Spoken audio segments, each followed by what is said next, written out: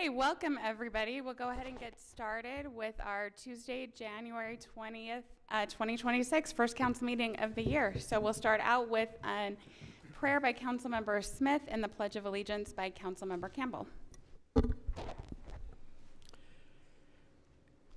Our kind Father in heaven, as we meet together for the official first City Council of 2026, we are very thankful for the opportunity to serve as members of city administration and the staff and the opportunity we have of serving our citizens. We're thankful for this free land, and we're thankful for being part of a constitutional republic. We're thankful for representative government, and we're thankful for the honor and privilege that the citizens of Highland have given us to help represent them and administer the city. We ask you to bless us this day, that we may have thy spirit as we debate and talk about various items on the agenda. Help us that we may always respectfully disagree if we have disagreements, that we may continue to be civil and kind to one another and be friends. We ask thee to help us always to remember those we serve and the importance of this responsibility. And I say these things in the name of Jesus Christ. Amen. Amen. Please join me in the pledge. I pledge allegiance to the flag of the United States of America and to the republic for which it stands, one nation under God, indivisible, with liberty and justice for all. Perfect. Thank you. And just another reminder, we're just going to start saying this, reading this at the first of every meeting, just to kind of remind us all why we're here. So Highland City is committed to civility and respect. All are asked to act and speak accordingly. I'm sure we won't have any problems with that. We're going to start out with our unscheduled public appearances. So if anybody would like to comment on anything that is on the agenda, not on the agenda, now would be the best time for your comments. So we do have 3 public hearings tonight. So we have a public hearing about the general plan, one about the right-of-way closure, and then another one on our mid-year budget amendments. So if you want to speak about any of those 3 things, then you can go ahead and wait. If there's anything else you would like to talk about, then now is the best time, the only time, to do that. So you've got 3 minutes, and we have first up is Alexandria Grunwald. Is that your name? Yeah, go ahead and please come up. If you would just press the button and just say your name for our city recorder. Already on. Alexandra Gruenwald. So I just wanted to speak. This isn't on the general plan. I actually have a map for each of you. So I wanted to speak about the section of Canal Boulevard. If you could just hold off on speaking until you're back there so that the folks online can hear. Thank you.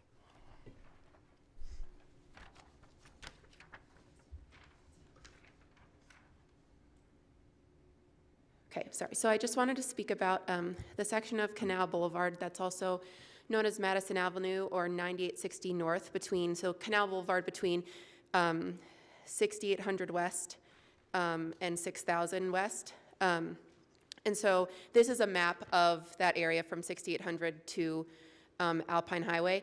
And so I live on the corner here, and I have 4 small kids. And the highlighted yellow part is the part where a lot of people around there, and I know that I'm talking to neighbors, they've said that they also believe that there's some traffic calming measures needed. And some people have said that they have submitted to have a traffic study done. Now others aren't, and so I think we want to know when the last traffic study was done and what we can do. This is the most residential stretch of Canal Boulevard, and with the proposed increase to the speed limit on other parts of Canal Boulevard, we're really concerned. There have been a couple close calls with small children, one including my small 2-year-old son over the summer, which has kind of spurred me into this. No matter how close I watch him, we were all about to cross the street, and this lady came speeding by on her phone, not seeing anything, even though I was waving my hands and grabbing him away. There also are lots of families who have grandparents or have grandparents who have little kids there, and this is the intersection they won't let them cross. They actually go down to 60th West and make them go across there and then go across on the other street. That's how kind of dangerous the circled red areas are. The one on the left of the sheet I'm not as familiar with because I live closer to the one on the right, but speaking with people in the area and myself driving along there and pretty much using that place area every day, it's also kind of a dangerous intersection. There are driveways that go directly onto the street, and so we would I know there's been a lot of talk about this area in the past, but I'm hoping that it can be re-examined with some renewed stuff. I think we're open to any measures and working with actual city planners on what the best solution would be for this area. We don't necessarily want, like, it doesn't have to be a stop sign. It's just some way to mark the crossing, because what's there now isn't working. There have been enough close calls, and there's enough small children and traffic in the area that we believe that something needs to be done. So we would like to know what next steps we should take in order to facilitate a change happening. Thank you. Perfect, thank you. And just so you know, so we appreciate the public comment. We don't do a back and forth here necessarily, but what I'm going to do is take your comment card and give it to staff and ask them to follow up with you after the meeting. Is that okay? Perfect. Is there anybody else who would like to comment on anything? No? Okay, we'll go ahead and close the public hearing and move on to our presentations. So if we could have Captain Christensen and Cassidy Hughes come up front, that would be fantastic, just right up to the front.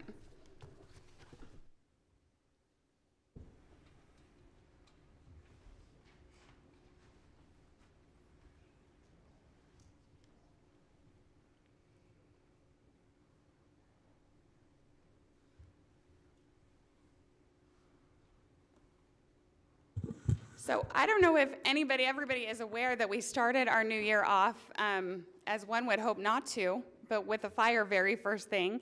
And Cassidy was dropping off books at our library with her kids and happened to see smoke and did exactly the right thing and what we would hope our residents would do, and called the fire department. So we just wanted to recognize her as well as our fire department for their quick response. We were so lucky that we were able to have minimal damage, and that was all thanks to the two of you. So just wanted to say thank you, and we appreciate it very much. And I know the fire department spent a bunch of extra time pulling up carpet and moving things really above and beyond. And Karen and our library staff, who also, I mean, you want to see frantic, call a librarian and tell her her library's on fire, like January 1st, right? So thank you to you and your team, and thank you guys for everything that you've done. Let's have the rest of council come up for a picture.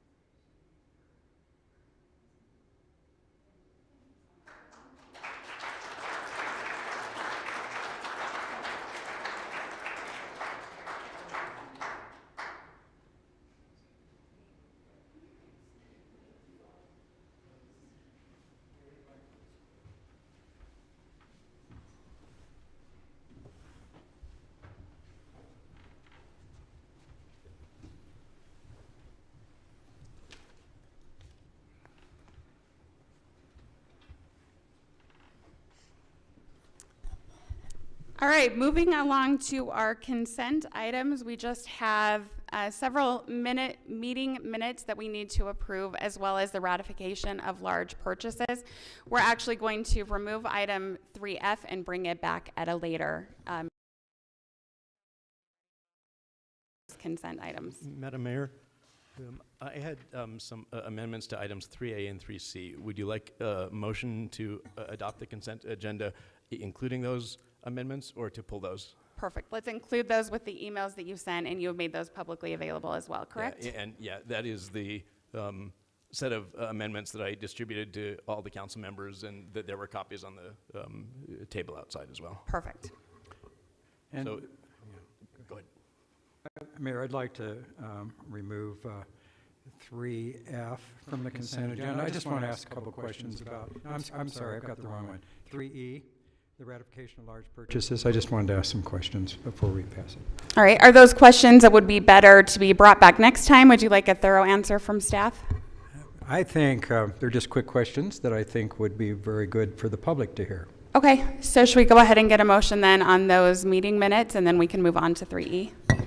Madam Mayor, I move to adopt the amended consent agenda, including the amendments to the minutes as distributed.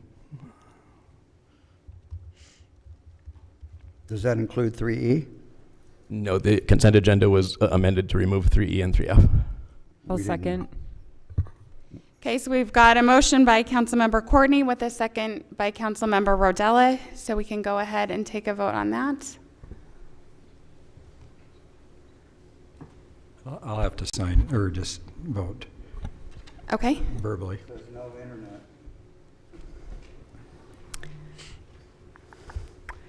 have those who can vote electronically done so? No, it came up. All right, go ahead, Councilmember Smith. Yes. Okay, and that was 5-0.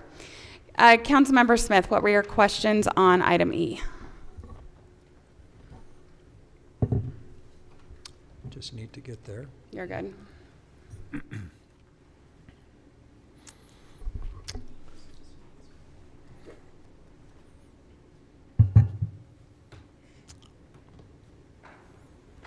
I have this pesky day job, and so if I have an emergency right before the 6 o'clock meeting, it was better for me when we had 7 o'clock meetings, but I just wanted to ask some questions. So we had some big distributions, and I just wanted, Chris, if you'd kind of tell me, we made some big payments to American Fork Irrigation, Lehigh Irrigation, and the conservation, Highland Conservation. Are those yearly payments, or are they on quarterly or 6 months? They're annually. Annually? Okay. And how much of our irrigation water comes from American Fork Irrigation? If just a ballpark. I want to say we have, I think, about 1,400 shares in American Fork Irrigation. We are the second largest shareholder in that irrigation company, with American Fork being the largest. As far as what percentage of our portfolio that is, I want to say it's around 20%. But that's kind of a ballpark number. So most of our shares are in the Highland Conservation District, right? It's pretty well evenly kind of split, I think, between those, and then what we have external to that as well. So there was a big payment to TSSD. Is that a yearly payment, or is that quarterly? I was a little confused. I think the TSSD payment is Those are quarterly. monthly. Those are monthly. Okay. So I just kind of wanted to bring up something. I appreciate our representative on the TSSE board, but as I understand, there are no elected officials on that board, and they keep raising our fees and impact fees, and I think we ought to have a discussion with the other mayors.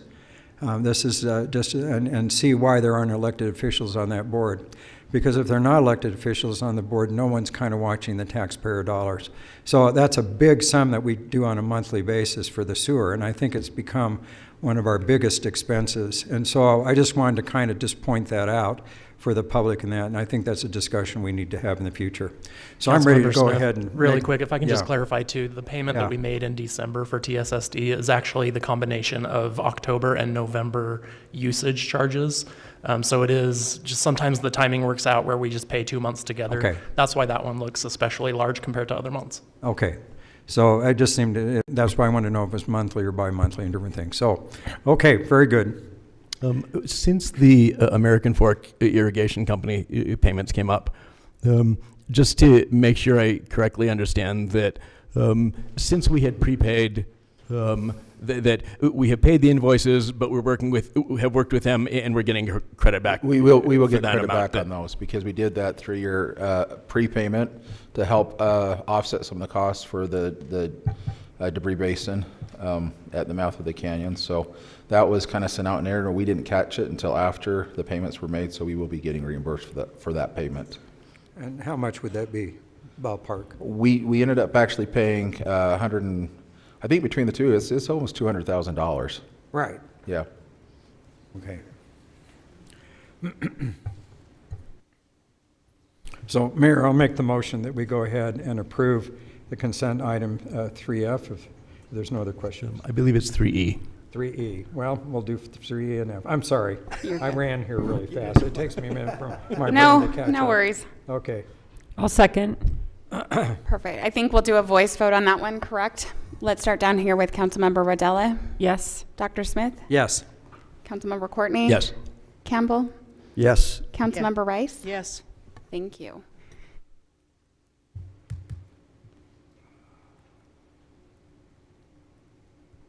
All right, on to action items. So a little disclaimer, please be a little bit patient with me. I'm kind of changing up the way we do things just a little bit.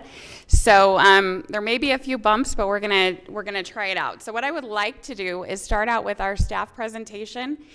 If you have questions about the staff presentation, council, please go ahead and just write them down.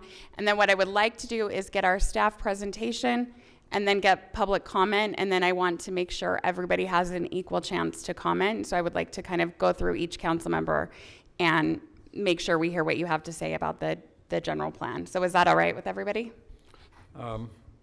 If we're supposed to write everything down, it would be nice to know that ahead of No, time. you don't have to write everything down, just if you have questions while they're presenting. Oh, okay, so make notes. Yeah, just make notes if you have them. I think your notes are mostly in your head because you've looked at this many times, I know. Okay, very good. So, Jay, is that you? Yes, it is. Perfect. All right. My presentation will be very brief. I think this is the third time that we've gone over this here in this meeting. So I just wanted to note some changes to the document that have occurred or are proposed since the last time we talked about this in December. The summary these changes specifically pertain to the Transportation Master Plan.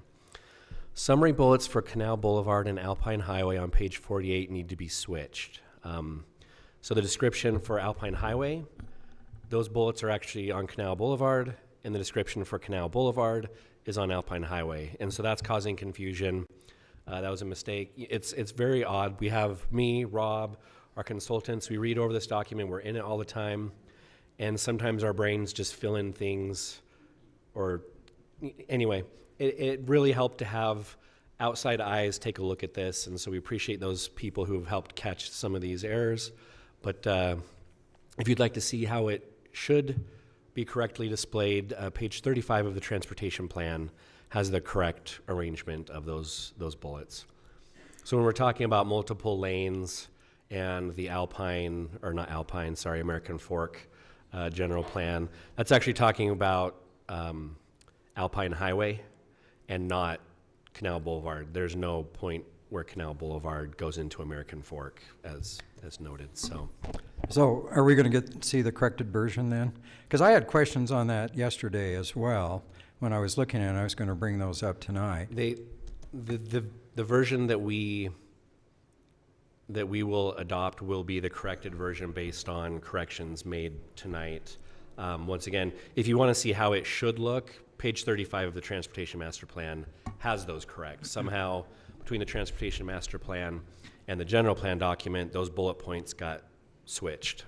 So, Jay, could we maybe, and I mean, maybe not right now, but could we pull up the PDF document and show them as well? yeah. And then on page 50, there were duplicate bullet points for the comment saying current conditions reflect a rural cross-section with multiple driveways. That was repeated on that one point, and we just need to strike one of those. How about this? While public comment's going on, I can bring up that page in the Transportation Master Plan to show you what the correct wording should be on that. As far as public input goes, a message in the December newsletter about the general plan update. There was a message about that in the newsletter.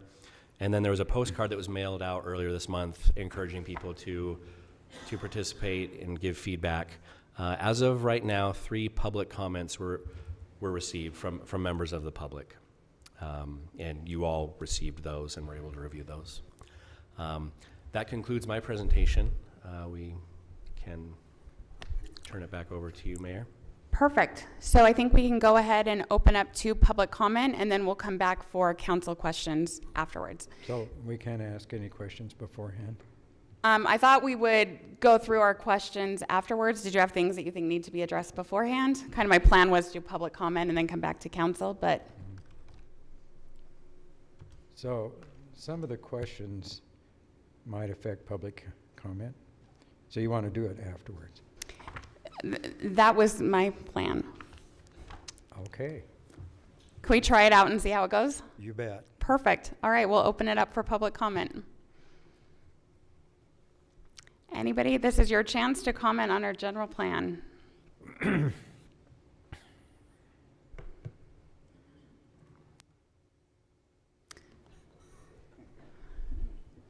I pushed a button.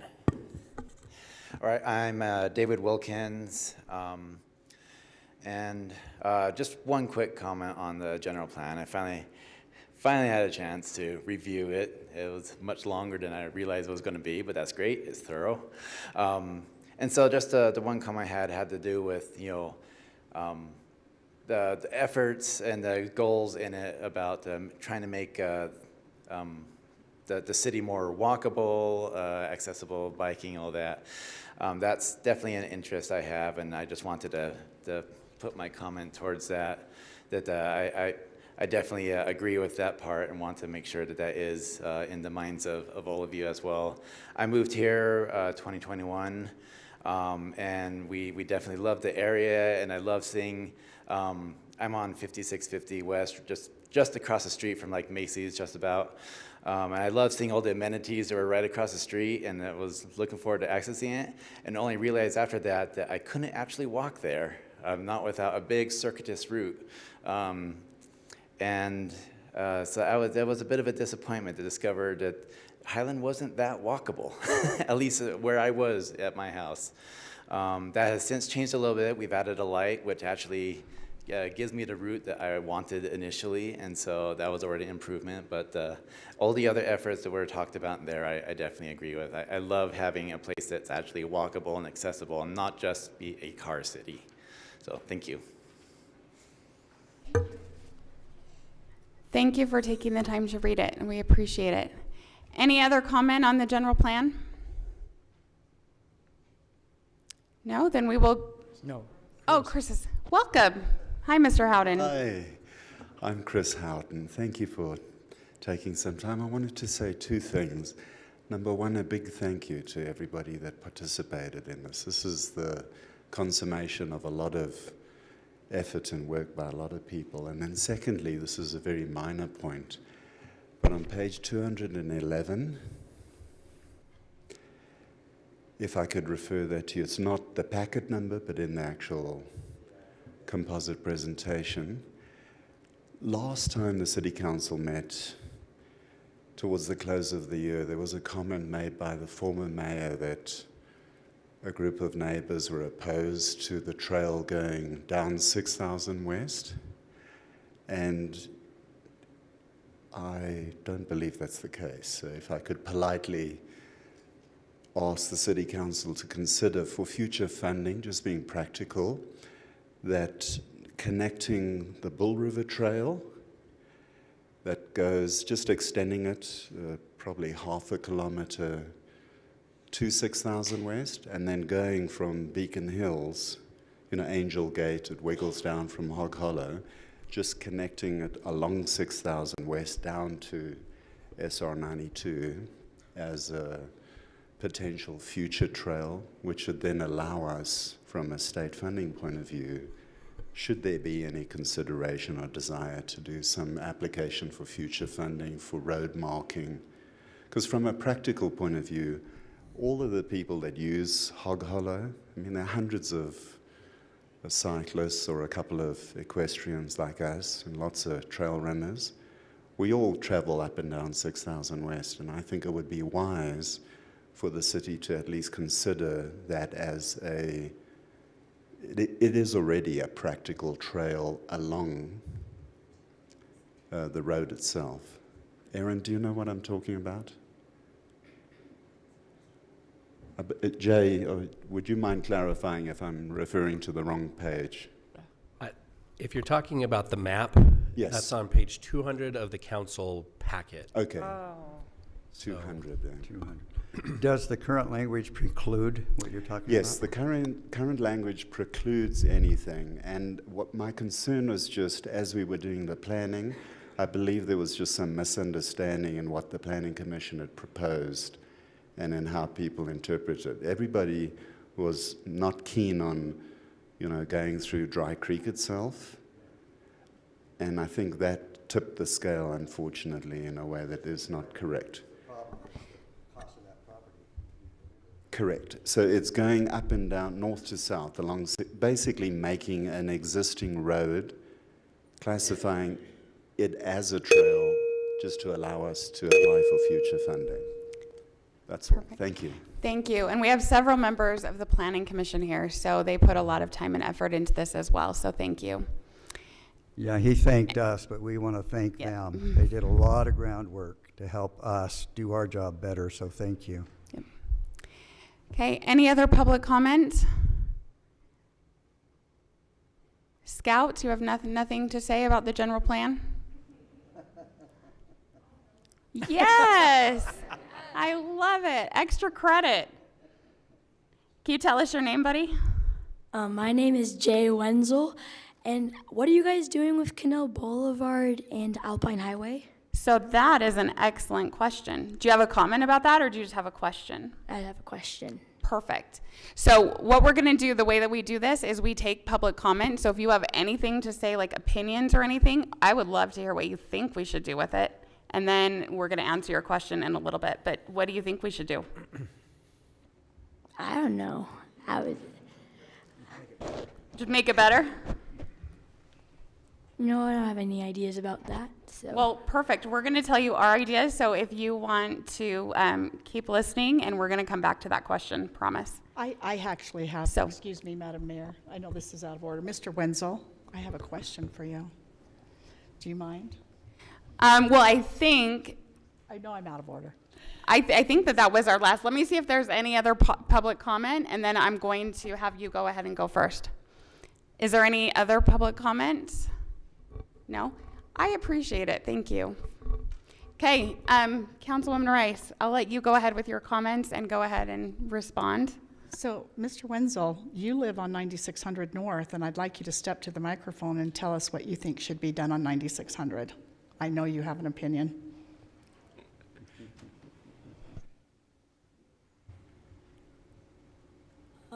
I think with my street, 9600 North, we should put in some sidewalks, because when I bike to school, I don't have that much sidewalks I can use, which is a little bit dangerous for me. And yeah, I would like some sidewalks. And what about the speed? We talked about the speed. What about the speed? People do keep going over the speed limit, and we should make that more clear. Perfect. And when you're 16, you're always going to drive the speed limit for sure? Chief? Always going to drive the speed limit? Perfect. So nice to meet you. Thank you. Go ahead. So we're done with public comment? Correct. Right, okay. Don't you hit So earlier today, I actually sent, oh, whoops, that wasn't for me, right? And the public comment. All right. So earlier today, I sent an email to each of the council members just to give a little background information to our audience. And on page 138 of the entire packet, I had some real concerns. And I put too much in, which I've already admitted to, and which Jay also pointed out to me, which I really appreciate all of Jay's help and everybody's been really patient with me and really taught me a lot, and I appreciate that. However, let me get to that page 138 again. So there's a couple of things there as per, I just think on Canal Boulevard, well, maybe it's 137, because, and I cannot find it right this second, where it says no further items are planned for Canal Boulevard. I think we need to change that, and I can't find it right this minute. I think it's on page 136. 136. If you go up there, I think that there needs to be a little bit of an adjustment there, please. No road improvements are proposed. Right, and I understand that this is just a blueprint. You know, this is a blueprint. This is kind of what, you know, it's not set in stone, and I understand that. However, when we make such a definitive comment like that, then future councils may take that very literally, and I don't think that has been the opinion expressed to me by people in person or by some of the public comment tonight. The other thing is on 9600 North, and I spent 2 hours with some people on the south end about 9600 North, which I realized that I put a lot of that in, doesn't belong there, because I knew when I did it that project, is it 54H? No. 33H. 33H, thank you. My computer keeps jumping. The 33H calls for bike lanes on 9600 North. That's gonna be really hard with sidewalks and with parking. And I'm gonna kind of turn this over to Doug, because he also sent me an email that really, you know, helped a great deal. But there's a great deal that needs to be done with 9600 North. I also feel super uncomfortable with the term urban. Give me a second. With urban improvements. I think we need to adjust that. And before we go on, I really do think, I mean, Stephanie spent time with me, Aaron spent time with me, Jay spent time with me, Rob, everybody, Chris has spent time with me. I really appreciate all that I have learned. However, those are some things we need to bring. And I just, Doug, if you want to explain what you addressed with those bike lanes and whatnot, I'd appreciate it at some point. But I think we also need to have a traffic calming section. This probably wasn't the section that this goes in, but we need to have another section or an additional section that has some traffic calming. That's all I have, Madam Mayor. Sorry. Thank you. Nothing to be sorry about at all. And thank you. I appreciated your comments and your email, and it gave me things to think about as well. So I appreciate the time and effort. It is not a small learning curve here. And so thank you so much for your time and effort. Let's move on to Councilmember Campbell, and then we'll come back to Councilmember Courtney to kind of follow up on some of those items. First of all, I agree with the traffic calming. Why can't we put that language in here for 9600? 9600 to me is the biggest problem we have in the city right now. The speed limit is 25 and the actual speed is more than 10400, which is speed limit of 35.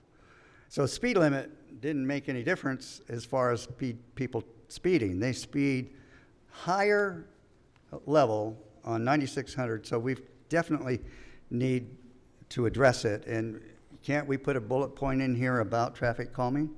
Jay, is that appropriate? That we would look at all traffic calming options to improve the current problem we have with speed? It's up to the council. When we talk about specific steps that will be taken, it's okay to say we would like to look in the future at traffic calming steps. Right, that's what I'm saying. Road. The broad use of that term, because that could mean a stop sign, it could mean the bollards, it could mean a lot of things. But we need to address it. And the other comment that Liz made, I couldn't agree with more.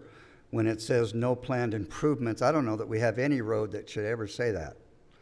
We always want to look at, and we get increased traffic everywhere in the city. There's no place in the city doesn't have increase from 10-year period. It's going to have an increase. So we've always got to look at potential changes that we make in our roads. So beyond that, so thank you, Liz. Those were great comments. My view of this is that we've got a really good document. I could not find anything beyond the changes, and every change that's been proposed and made by council members in particular, but also during the process, seeing this evolve, I think we've got a good document. So I don't have any proposed changes that are specific. Okay, thank you. Councilmember Courtney. I'd like to agree that I think we've got a good document here, and particular thanks to everybody, the Planning Commission, City Council, staff, our consultants, residents who were part of the process and got us to this good spot. With regard to the traffic calming that both Liz and Ron talked about, my inclination would be not to add it on page 50, because that's specifically a section about active transportation. And while there is some interaction between the two, I don't see traffic calming as primarily an active transportation thing. I would be more inclined to add an additional small section on page 51, which is page 139 of the agenda packet. Just with a header of traffic calming, and perhaps something along the lines of the city should continue prioritizing usage of its traffic calming toolkit to improve connector roads, particularly 9600 North, and perhaps we include part of Canal in that also. If that's something that folks would really like to see in the general plan, I would be more inclined to add it that way rather than adding a bullet under the active transportation section. And thank you, Madam Mayor. Anything else? Councilmember Smith. Isn't this fun? This is so organized. Yeah, I love it. Yeah, I like it too. Thank you. I know you do. Okay, Jay, let's go back to the transportation. So in the final general plan here document on page 48 of the document, so we flipped Alpine Highway and Canal Boulevard. Is that right? Correct. Because I was studying that last night and talking with Liz and different things, and I was trying to figure that out. So let me ask 2 or 3 questions about this. So I've been around for a while, and I kind of helped bring Canal Boulevard to fruition, at least that portion between Alpine Highway and North County. So it seems to me, even if they're flipped, that we probably should define Canal Boulevard as running from North County, which is 4800 West, all the way to 6800 West, because it says here it's from the Alpine Highway over. So that's a correction that I'd recommend, even with the flipping. And the other question I have, Jay, my understanding is, and I've always thought this, that Canal Boulevard is entirely in Highland. However, on the just east of the Alpine Highway, we did a lot of horse trading right there, because when years ago in 2010 or 11, when the council deeded part of the north part of the golf course in the area where the American Fork irrigation pond is to American Fork, it included some area, and I think we fixed that, right? So is it true that all of Canal Boulevard is in Highland? Okay, yes, none of it's in American Fork. Okay. Is that a correct assumption? Okay, so I'm just getting the head nodding, so no yeses. You're correct. Okay, okay, good.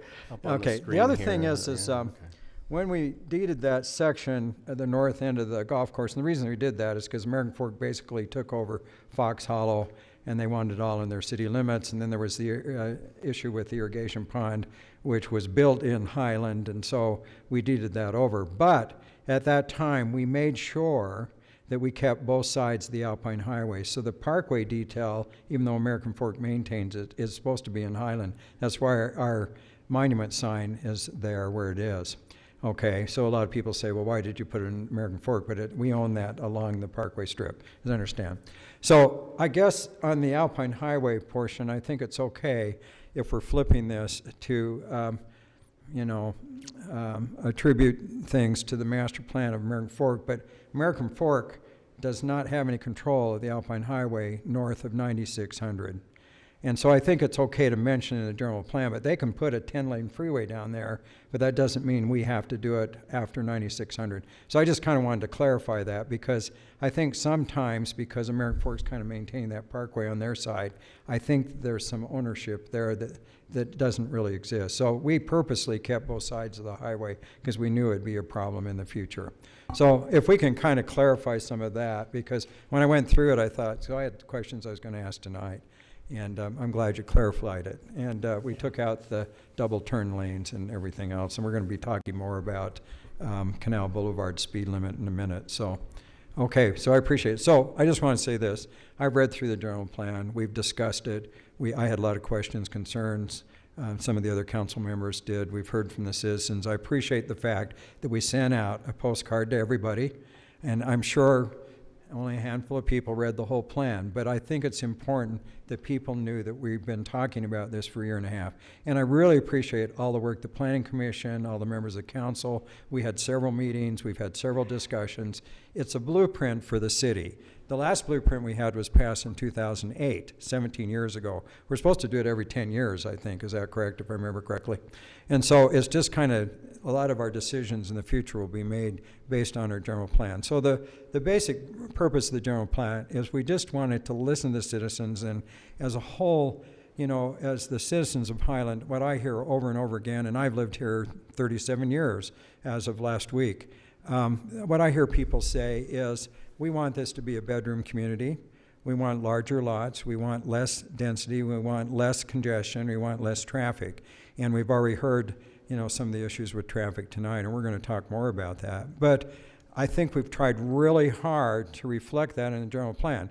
Now, it's a hard thing to do because we have a lot of pressure coming from the state legislature and things to have more congestion and more density and all these other things. So it's always trying to find this balance and having the general plan and transportation needs. And, you know, the traffic's increased dramatically.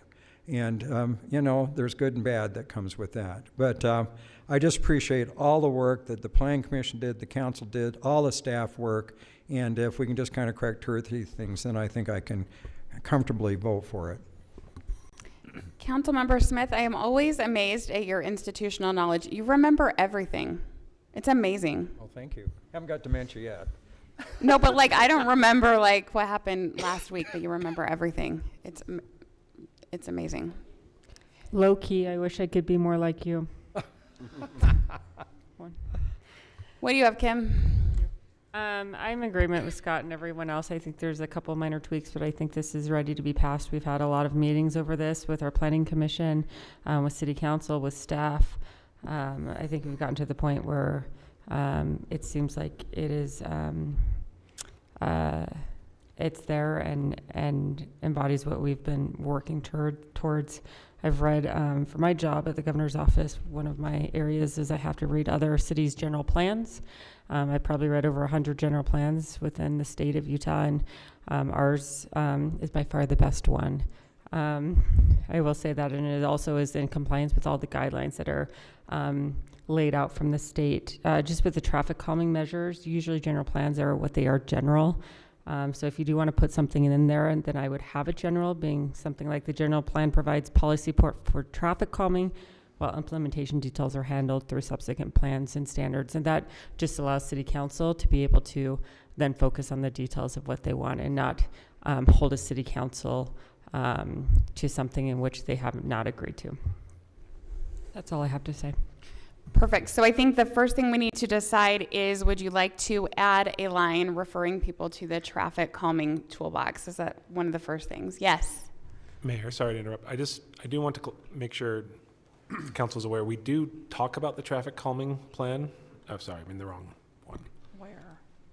At the beginning of the transportation element of the general plan, we have this paragraph, and at the bottom of it, it says, in addition to these projects, which is all the projects that we go through later, we have prioritized traffic calming efforts and adopted a traffic calming manual to help the city evaluate and implement small-scale projects that mitigate traffic impacts and improve safety. The city's traffic calming standards are described in the Highland Traffic Calming and Pedestrian Safety Manual 2023, which the city should continue to use and update as needed. So we do have something in there, but obviously we can add more as the council directs.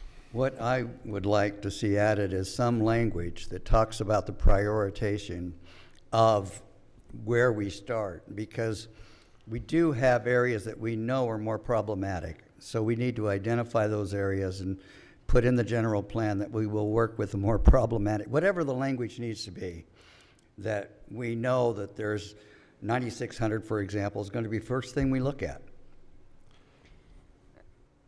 I don't know how to do that. I guess I disagree with that because the general plan is more of a plan. And so then when you put in there that these should be your priority projects, you're holding a council. No, it's not. I'm not saying be specific. I'm saying to make sure that it's Okay. implemented. So you don't want to list out, you have to start with 9600 North first and then you have to start with that. No, it doesn't specify 9600. I'm just saying that the language would say that the city will identify the more problematic areas and start there with the calming measures. And that's what our traffic calming manual does say. The manual itself. Yes. That this is referring to. Yes. Then that's good enough.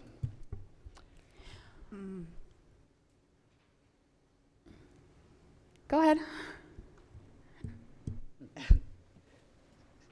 So in the general plan, though, we have each road, each section of what is done. I mean, I understand we don't need a pet project. I agree with Councilwoman Rodella on that. And I was much too specific in my email, like I mentioned before. However, I do think that we need to propose that either an additional traffic calming section, or we need to add it to those sections, remove, or that additional improvements can be made to Canal Boulevard, something to that language. I know I'm not hitting it on the head here. And I really would like, on that 9600 section on page 138, change it from urban improvements to maybe semi-urban improvements. I know it's real minute, but I think that we need to do that, and I'm still worried about the additional information on 9600 North with those bike lanes. So I guess I have to leave that. I'm not going to, but I just think we need to add some language in there because we've already got roadside active transportation improvement projects. So not one specific one is a pet project, and yet we have some things that need to be removed. I really, that part about no road improvements are proposed on Canal Boulevard, I get why you put it in there, but we need to make it so further improvements may be made. Okay? Just so they don't think that we're abandoning that project. I have a problem with that. So, thank you, Madam Mayor and Council. Just to make sure I'm understanding that the no road improvements are proposed. At this point, we'll be referring to Alpine Highway because we have swapped because we inadvertently had the bullets for each one under the wrong headings. Is that correct? Correct. What's shown on screen is from the Transportation Master Plan, which is the correct order. So there's no road improvements proposed for Alpine Highway. And it's under the additional info because it's more, UDOT has not proposed any additional improvements there. Not that we just don't have any control over it. But we are going to change. Canal Boulevard goes from, as mentioned before, North County Boulevard to 6800 West, not Alpine Highway. Little detail. Yeah. And the map needs to change. Yes, and I don't think there'd be any disagreement with us extending that line to make sure it's actually out there and referencing it correctly. Exactly. So, and I think we had discussed last time that we were okay with changing urban to semi-urban. Am I remembering that right? To semi, what did you think we were changing it to? We went from rural to semi-rural, Semi-rural. was the conversation we had. So I don't think we talked about urban before. Should we just refer to it consistently that way throughout? Semi-rural. I think Semi-urban. I'm wondering, Thank you, semi-urban. Jay, will you go to that page where it says that the improvements are to make it urban or semi? Page 138. Okay, so thank you. The city plans a 66-foot right-of-way with urban improvements. And you're right, we don't define what does urban improvements mean anywhere. And what we're thinking of is curb, gutter, park strip, sidewalk. And maybe we just call out and say that, right? That's what we're intending for future improvements. Now, that's a long ways away because there's a lot of right-of-way the city doesn't own there. So I don't want anybody to think that us putting in the document is going to make this happen, because hopefully in the future, that's the goal to what we're working towards, right?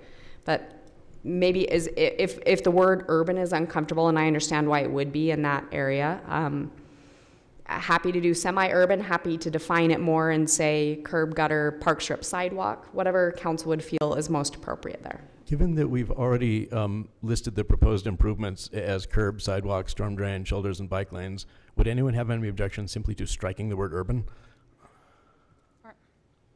You won't have an I objection agree with from that. me.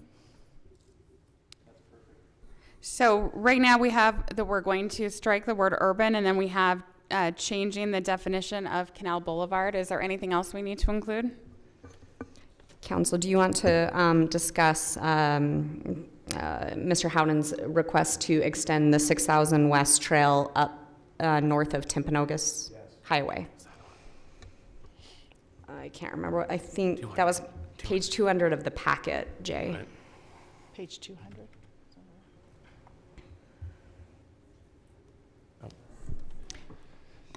Just a second. As the council may recall, we had this discussion with our engineers, the transportation people, and the question was just, should we show, oh, I'm still not there. Along here, should we just designate that as a future roadway trail or not? And we just weren't sure which way to go. I think the council said, we don't really have any specific plans for it. We'll still want to do sidewalk, but not, we don't know if we want to do a trail. So we just left it off. But we can also add it back on. It's not So I guess what's being said is when we make improvements to this road, someday you just want to put a trail all the way along it. Along the Like- side of it. Like we're doing on the extension along 4800 West up to Alpine. Correct. Kind of similar. I could support that. I mean, in the master plan. I'm fine with that. Anybody else? Councilmember I Smith. agree with that. So what changes do you have so far, Madam Mayor?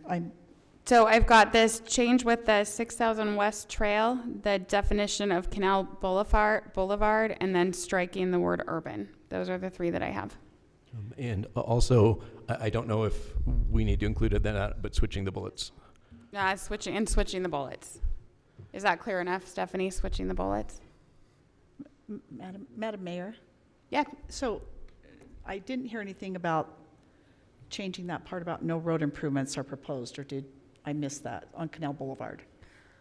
Well, it's because it was with UDOT and how they were switched, then it was actually referring to Alpine Highway, if I'm wrong here, but how the city doesn't have any, but because it's a UDOT road, and so we don't have any say over those improvements. Right. That's why we're keeping that. I as just is. don't want people to think that we're done with Canal Boulevard Well, on. it's not referring to canal because we're switching it, so it's actually referring Switching to it, Alpine. okay. And then All right, I The the bullet city has points to know were we switched. can't do any road Got improvements it. in that. Got it. Councilmember Smith, you had mentioned about the reference to the American Fork Master Plan. I think that was in reference to the Alpine Highway item. All right. And I think it's okay now, it's Alpine Highway, not Canal Okay, Boulevard. okay, I just wanted to make sure. That we was were- my concern, because I thought, why is Canal Boulevard in the Alpine City Master Plan? Yeah. And that's why I was confused. But, you know, Okay. they have a master plan, and obviously we can refer to it because we'll have to coordinate with them. However, I just wanted to emphasize the fact that American Fork ends at 9600. Yeah. Because there was always that question whether they owned half of it up to Canal Boulevard. So I just wanted to clarify that. I don't have any problem with it being. Okay. Yeah. I just wanted to make sure I was Yeah, catching everything you had. And Madam Mayor, I have one more thing. Okay. I'm sorry. I hate Don't to keep be sorry. visiting We're this, all good here. but- So that just needs to be more specific. No UDOT improvements. Again, I'm going to come back to the same thing. I don't want the people to think that we're done with Canal Boulevard. UDOT, no UDOT improvements. But we It can't needs to say that. We can't say no UDOT improvements. We don't have any say over UDOT. Although the, You just said, never mind. yeah, although the wording is no road improvements are proposed. If we were to say no UDOT road improvements are proposed, I mean, those are the road improvements we're talking about are UDOT because we can't make them on Alpine Highway, so. So how do we reassure the people that we are still seeking improvements on Canal Boulevard, whether it be the east side or the west side? Well, But this refers to Alpine This is Highway. Alpine, So they're switched, and I They're think that's what's switched. confusing. yeah. So given that, we don't, this is a Highland general plan. So we've got an interface we have with UDOT. We have influence. We do not have power. We can make recommendations.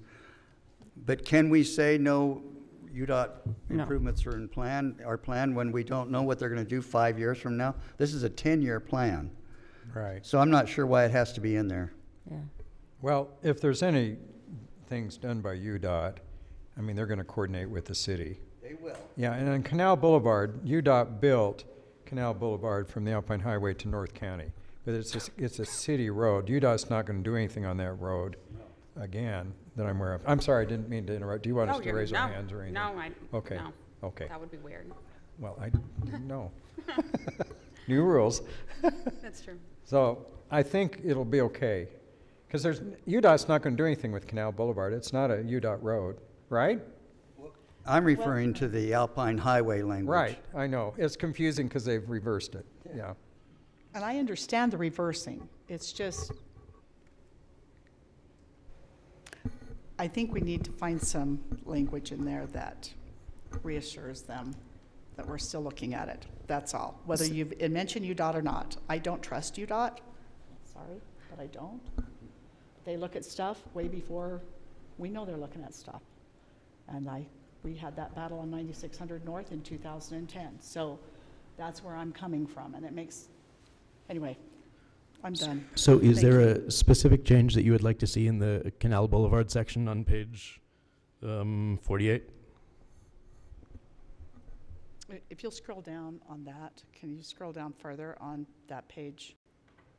This is Controlling this is not the general plan This that we're is the looking at here, page. right? Maybe jump to the packet itself, Jay, on that page. Oh, I'm sorry, I don't know what page. It's on page 138 or 136, I can't remember. I think it's 138. Yeah, I think That it's phrase 136, which is 48 of the Yeah, general plan.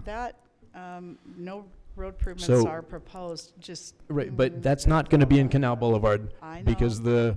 the two location headers are essentially going to be I get the swapped. thing, I get that you're reversing it, I understand all of that, but that's still, So I think we need then, if anybody has some proposed language, then we need to take a motion on that. Otherwise, so is there anybody that has any proposed language that they would like to put there?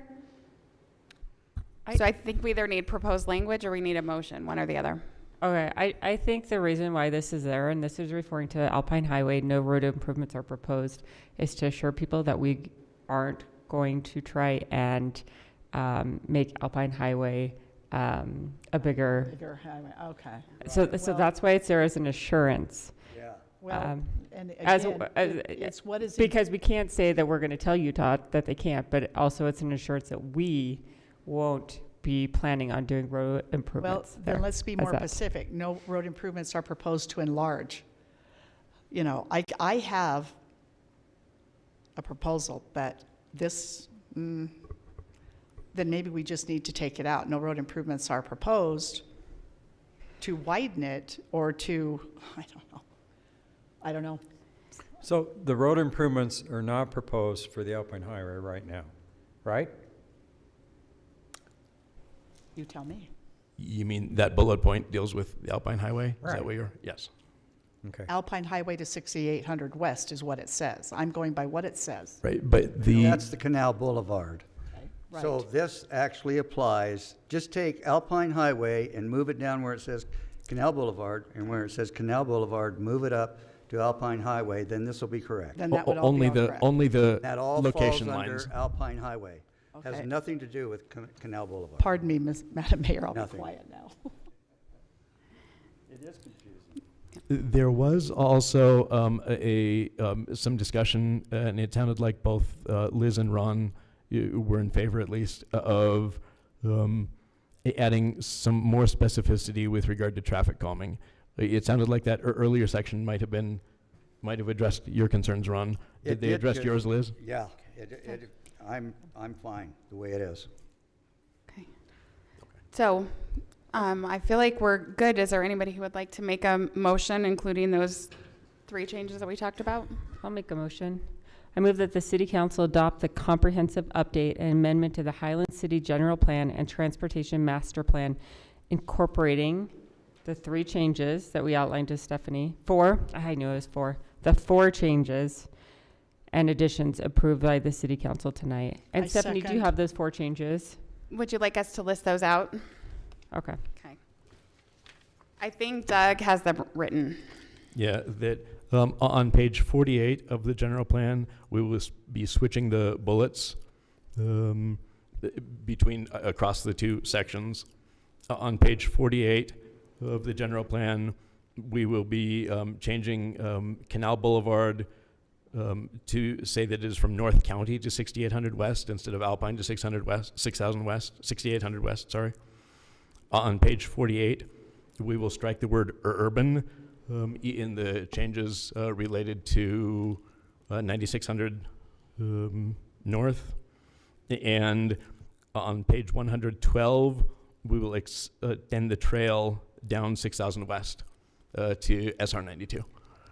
Perfect. So that motion was by Councilwoman Rodella. Do we have a second? I'll second it. And second by Councilmember Smith. And I think we have electronic voting. Do you have it up or no? Let me see. I tried. Closest I know.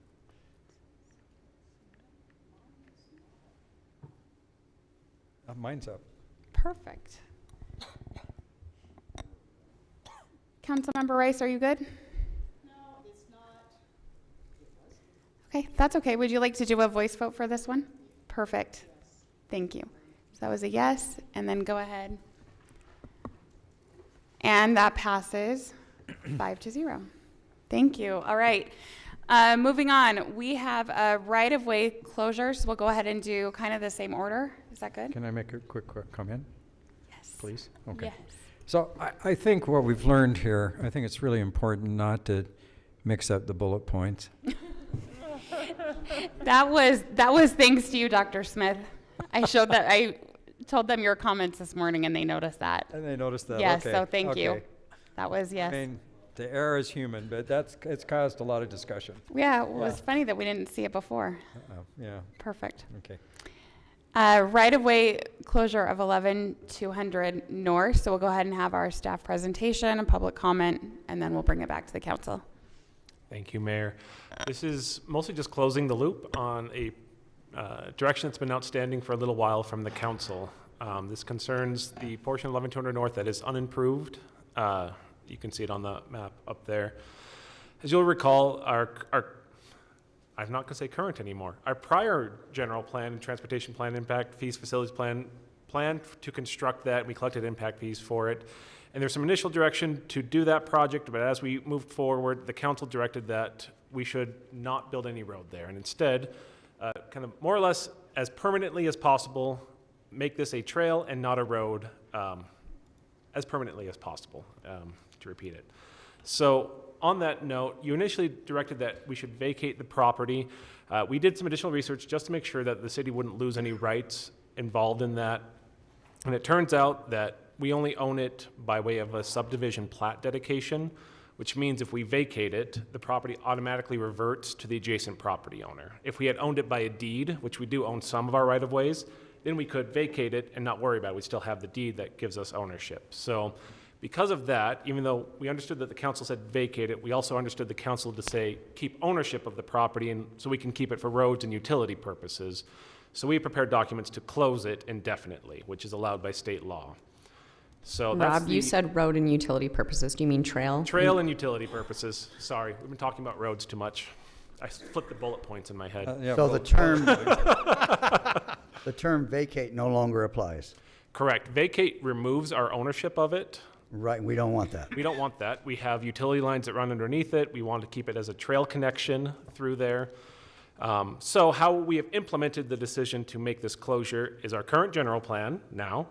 And master transportation plan does not include that connection. If you look on the maps or all the transportation, there's now a gap there, so there will be no road connection. We would actually have to amend the general plan to show that connection before we could build the road there. And then we have an ordinance that we have proposed tonight where you make findings that this section isn't needed for vehicular traffic, and then it indefinitely closes this section of the right-of-way.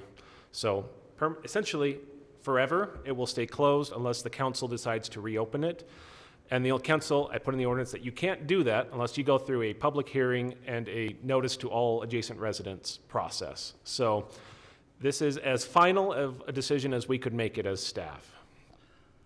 Just kind of procedurally, we send out notice to adjacent property owners. We posted A-frame signs at the property itself. I received one call just to confirm what we were doing, essentially that we weren't building a road, and we're not. We're forever closing this. And we recommend moving towards the closure, as that will, I think, accomplish the goals the council set out for us towards the end of last year. And then on the back end, we will work with our consultants, figure out how to implement, what to do with our impact fees, and update our facilities plans to handle that. So that'll be something on the back end, and you might see something related to that in the future. But regardless, there will be no proposals from staff to build a road here. We might, depending on priorities and budget, propose some trail improvements and landscaping, but of course we have a lot of trails that could use improvements and landscaping, so it'll be on the list of that. So with that, that is my presentation, Mayor. Thank you. Perfect, thank you. Let's go ahead and open our public hearing.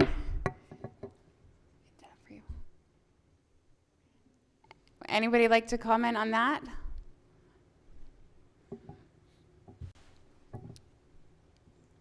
Perfect, go ahead and remind us of your name. Yep, here again, David Wilkins. This is the other reason I'm here. And basically, I'm just saying thank you in advance for finally putting the final nail on this one. I know it's been going around for years and years, way before I even moved here. And I agree 100% with what's going on. So I just want to say thank you. Yes, please close it permanently, whatever it needs to take. What you're basically doing is making it official for what it's been unofficially for years and years and years. Any opportunity that there might have been to turn it into a road effectively disappeared years ago. So again, thank you for that. Thank you. Anybody else? No? We will go ahead and close our public comment, and then let's go down to council member. Yes, we had a motion that we vacate that before that passed. Do we have to undo that, or will this undo that? The motion was to basically do the vacation process. You can't do that without doing certain notices and procedures, which we have not done. So you don't, because it wasn't like an ordinance, you don't have to repeal. I'm just wondering if there's action we should take before we take this action. This action will essentially resolve all of that. Okay, that's all I had. Councilmember Courtney? I don't have anything. Councilmember Smith? I just want to make some comments. As a council, one of, at least, and I think as a whole as a council, we want to improve the quality of life in our city. So there's all this competing things between quantity and quality. So we've had a lot of growth in the city since I've been here. The city went from 5,000 people up to 21,000, closer to 22. It's hard to say right now, but at the same time, we've had some major corridors open up in the city. North County, Timpanogos, Alpine Highway has always been a minor arterial. And so there's a lot of traffic that comes through. But what we hear from the neighborhoods is they would like to keep their neighborhoods quiet and safe for their kids, and they don't want lots of traffic.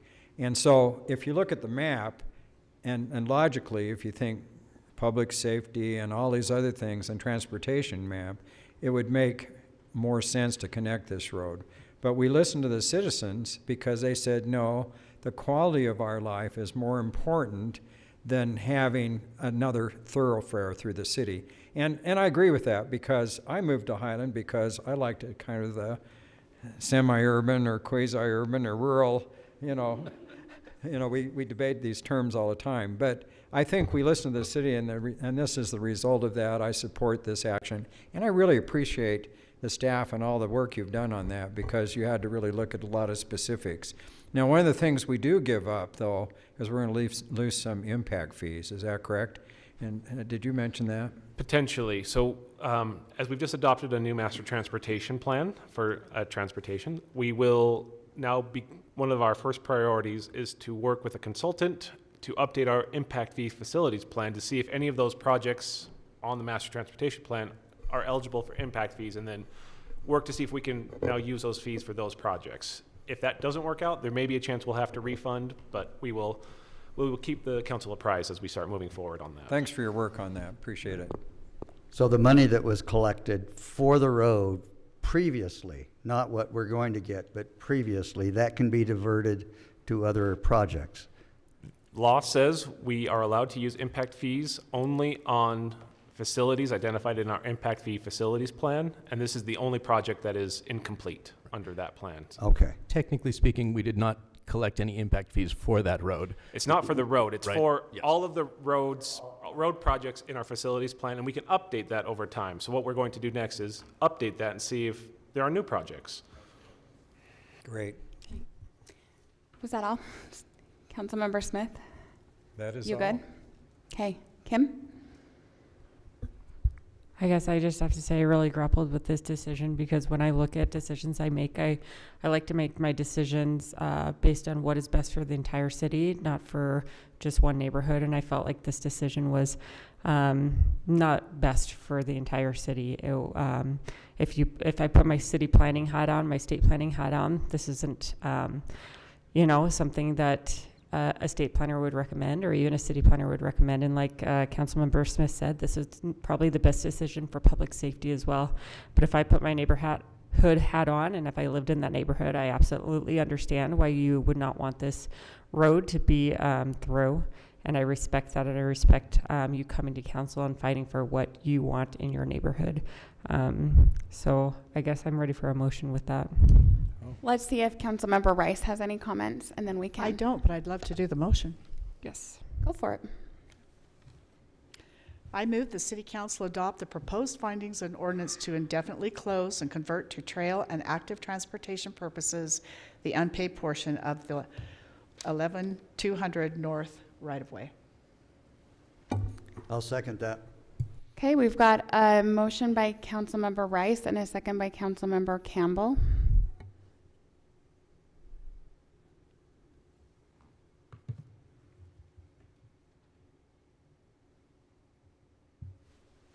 Okay, and go ahead.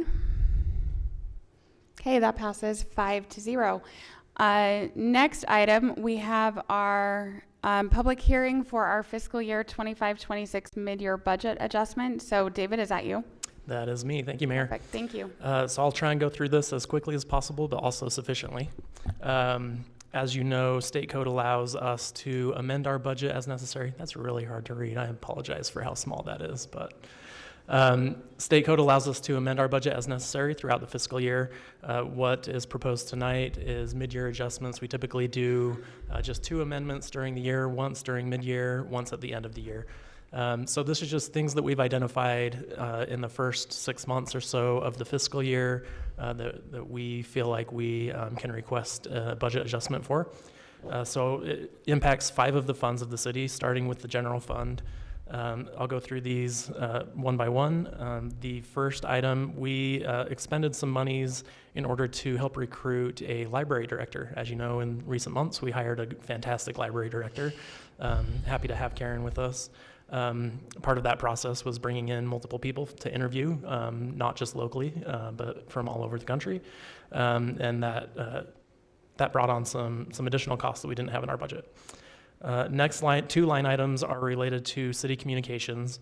So as you know, we've used in the past Everbridge. That's the county's emergency communication system. We also currently use Yopify, which is a third-party software that we use to reach out to residents via, I believe it's text. What other? Text, email, Yeah, multiple yeah. ways of reaching out to residents. It's been very useful. We had a grant to help pay for Yopify for the first couple of years, but that has run out. So if we want to continue using the service, need to add some monies to the budget for that. Next is just an oversight in our preparation of the fiscal year 26 budget, a phone reimbursement for one of our employees that we need to add in. Next on the list, we had you may know, or maybe not, we had a truck stolen within the last year. We know that it, at some point, went through Albuquerque, New Mexico, but we don't know where it ended up. I feel like that's a story we didn't know. No, I didn't know it either. Yeah, we had a public That's works kind of truck an important stolen story. a few months back. And you found it in Albuquerque? Not a super newer truck, but one of our utility trucks that had some tools and other equipment in the bed. So police were able to track it to Albuquerque, but then lost it. So They lost it in Albuquerque? they lost it in Albuquerque. So it Perfect. showed up on I think one of the license plate reader cameras. Oh. So they know it was there, but then we're never able to locate it. So we assume it ended up somewhere out of the country. In any case, we submitted a claim to our insurance and received reimbursement for the value of the truck because it was lost to us. Was it not locked, or what was the deal? I mean, I assume they have keys. I am not familiar with that level of detail. It doesn't matter. Of I how was it just occurred, curious. but We can move on. Yeah. So the bottom line is we received a payout from insurance for this stolen vehicle. The Public Works Department, we don't feel like we need to purchase another vehicle, but we have a current truck that we'd like to outfit with some of the things that this stolen vehicle had. So the proposal is to purchase a service bed for this existing truck that we have using the proceeds from that, from the insurance payout. Then the last item in the general fund is really just a switch from one department to the other. For many years, the youth council has been budgeted for in the city council department, but this is a proposal to move that into the city events department. We felt like that was appropriate because the city events coordinator is also in charge of our youth council programs. So just proposing to have her have better oversight of that budget. Can I ask a quick question on the general fund? Sure. So a lot of these things, we've just increased the funding from what the budget was proposed. We didn't have a budget proposed for Everbridge. So this is a new budgetary item.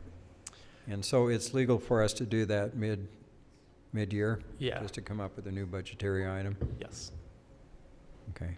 So the other question I have is, how was the council notified about this truck? I mean, I assume the mayor knew about it. Did we have So an it email was that I during, didn't it read? was, this has been quite a while ago, and I know I had a conversation with Mayor Osler. He was the mayor at the time about it, and I thought that we had at least informal conversations, but a lot of you obviously have ghost stares. So let me give you a high level what happened. So it's a vehicle we don't use all of the time, but it's a service vehicle that when we need it, we use it, kind of a thing. It got stolen over a weekend, and we didn't realize until Monday that it was gone because it happened over a weekend. And so when we realized what had happened, we reported it. But as was outlined, we were not able, unfortunately, we're not going to get it back, really, we feel like at this point. And so, again, we still feel like we need the vehicle, but to save the city some money, what we've decided to do is instead of surplus one of our older vehicles that we wanted to retrofit that vehicle into the vehicle that we need. Anything more on that, Chris, I think? And again, I'm sorry, I thought that we had talked about it as the council, and I'm just maybe mixing up conversations between Mayor Osler and the council at large. So, and my recollection is that part of the issue was that it was a specialized vehicle that had a lot of extra built in in the back. And so, okay. Yep. Doesn't insurance cover all of that? It depends. David, why don't you speak to the insurance part? It depends on when we enter the vehicle into our insurance system, if we've included in that cost all of the equipment that has been upfitted to that equipment, then yes. Unfortunately, with this vehicle, what occurred is that we bought the vehicle for one purpose, added it to our insurance policy, and then over the years, it kind of transitioned from department to department, and that's when a lot of that equipment was added on, was after the fact, maybe even 2-3 years after the original purchase. So a lot of that equipment was not included in our insurance policy, and we're not able to recover the cost of those. Do you have a system in place of future use when we have changes like that we do change the insurance policy? Yeah, we've discussed it. Jeff and I have had conversations and coming up with a better way to account for those things when they happen. So something that we're currently working through. Yeah, and I was not aware of this, and I'm just very grateful between that time and now that I wasn't asked by a resident, but it puts us in a really tough situation when something like this, it's pretty significant, and we get asked and we don't know. It doesn't look good on the council, so please help us get notified when this kind of important thing comes up. Sure. So can I just ask another quick question about it? So how did this vehicle get stolen? Was it just hot wired or I mean, did somebody leave the keys in it? I mean, are there things that we're doing to prevent this in the future? Yeah, so some of the safety mechanisms you're absolutely right, because we wanted to make sure that our vehicles were safe and secure, right? So we have made some changes to make sure that things are accounted for and more secure. So some of the things, if you've been to the public workshop, you know that there's a gate there. So around the same time, somebody hit the gate on accident, one of our park seasonals, and so we needed to repair that anyway. So we made it a rolling locking gate that you have to punch in a code now to be able to get in and out to keep that more secure. We've started down the path of looking at what is the best way to track our vehicles via either air tags or GPS or some kind of a system that way to make sure that that won't be foolproof, but we'll keep a better accountability of our vehicles. Honestly, in a lot of ways, this is one of the areas I feel like where we still have some small city habits that we need to take to the next level. And I'm not being critical of our employees, but it's just some things that we've been getting by and it's been fine, but we need to no longer keep those practices going. Okay, that's helpful. So I assume the reason that Council Member Courtney knew about this and the rest of us didn't is because it was somewhere in the minutes. That is very possible. Or he and I were just speaking. Mayor maybe also mentioned it to him. I'm assuming that Kurt mentioned it to me at some point. Yeah, it's weird. He knows all about it. And to answer Councilmember Campbell, I greatly apologize. I really thought council knew about this. I would never surprise you like this intentionally with a stolen vehicle, because you're right, that's not appropriate for you to find out. Well, it is a surprise, and that's good news because it is not standard, and this is an exception, and I appreciate that. Thank you. Anything else, David? Was there one other? So that's everything for the general fund. So we can move on. The other one should be shorter, hopefully. I have a question. Oh, sure. I do have a question on that stolen truck. Okay. Do you mind? Sure. I'm just curious, and maybe you can't answer this right now, but did that raise our insurance rates? Our renewals are based on number and dollar amount of claims. This one was not a significant dollar amount. It was an older vehicle. It wasn't a huge hit. So I don't anticipate that something that small would have a large impact on our insurance rates, but it does have some impact. Okay. Great question. Thank you. Moving on to our cemetery fund, we have been underway with a cemetery study, a fund study with Zions Public Finance. That study has crossed over the fiscal years. We did budget for it in fiscal year 25, but we have not completed it. So this is just the amount that we need to complete it in fiscal year 26. In the library fund, a couple of things. The first one, somewhat minor, but we did not anticipate the amount of trips it would take for the library between the various libraries that are part of the Timpanogos Library Consortium for mileage reimbursement for the employees. They use their own vehicles to take the books from each of the libraries, and then they request a reimbursement. So we're just asking for an increase to that budget line item so that they can be reimbursed. And then there are some chairs in the library. This is staff chairs that were in disrepair. The library board recommended replacement of those and authorized use of some of their fund balance to do that. So this is a request from the council for that. And then in our utility funds, first the sewer fund, we had a sewer slip lining project that had one change order that came to the council back in August of 2025. So this is just making that budget amendment that we had discussed at that time.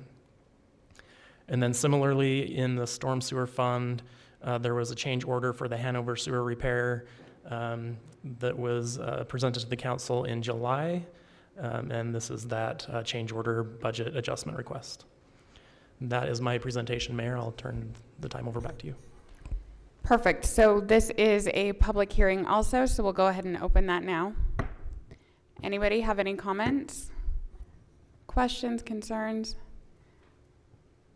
All good? Sorry, about the budget or just about the budget. Yeah. Okay, seeing none, we will go ahead and move it back to council. Councilmember Courtney, we'll start with you this time. I just have one question about back in the general fund on GL 104340, the Everbridge and Yapify. Does the fact that we're needing to increase that suggest that we need to change our process up as we're preparing the budget? Or just looking at it, it seems like the Everbridge in particular was a knowable thing. Everbridge was my mistake. So I had a misunderstanding of what Yapify could do versus Everbridge. And so when I prepared the budget, I cut Everbridge from the budget, intending to no longer use it. And then I heard from my public safety folks that there's a reason to keep Everbridge around. And so that's what that, it was a human error. It sounds like there really isn't any process change that we need. So perfect. That's all I have, Madam Mayor. Councilmember Smith? So I'll agree with his concerns because I asked the same thing in my mind. I think I brought that up. So we just need to be sure that the public notification system, and I think it'd be good for the council to understand how that works real well. I used to be on it. Now I'm off of it. So I just need to re-sign up for it. So I just think maybe in our workshop we can discuss that and make sure it's in the budget. Yeah. Perfect. Kim? I just have a question. When you're moving the youth council to community events, you're moving the overall budget then of the 7,500. So backing that 75 out. Okay. Yes, correct. Sure. Councilmember Rice?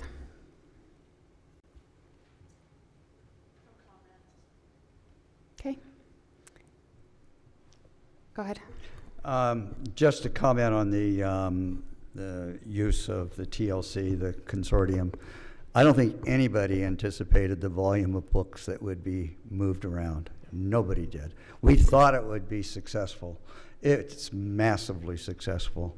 And it lets us, it gives our residents the opportunity to have 3 or 4 times the number of books available to them because of this consortium. So this is a good problem to have. I'm glad we've got a little bit of, it's a $200 hit, but my heavens, this has been a really successful program. That's the only comment I have. Perfect. Thank you. Then I think we're ready for a motion.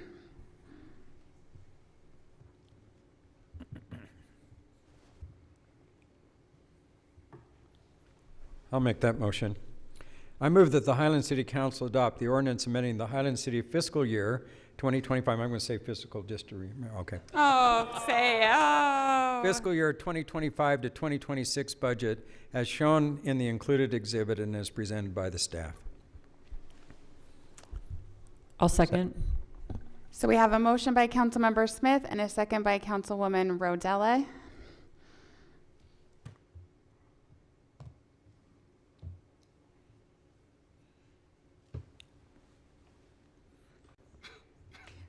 Would you like to?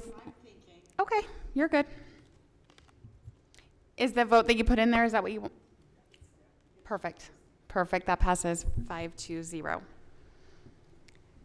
All right, on to item 4D, the Canal Boulevard speed limit. Is that Chris? Do you want me to do that, or do you want to pass your slides? Slides?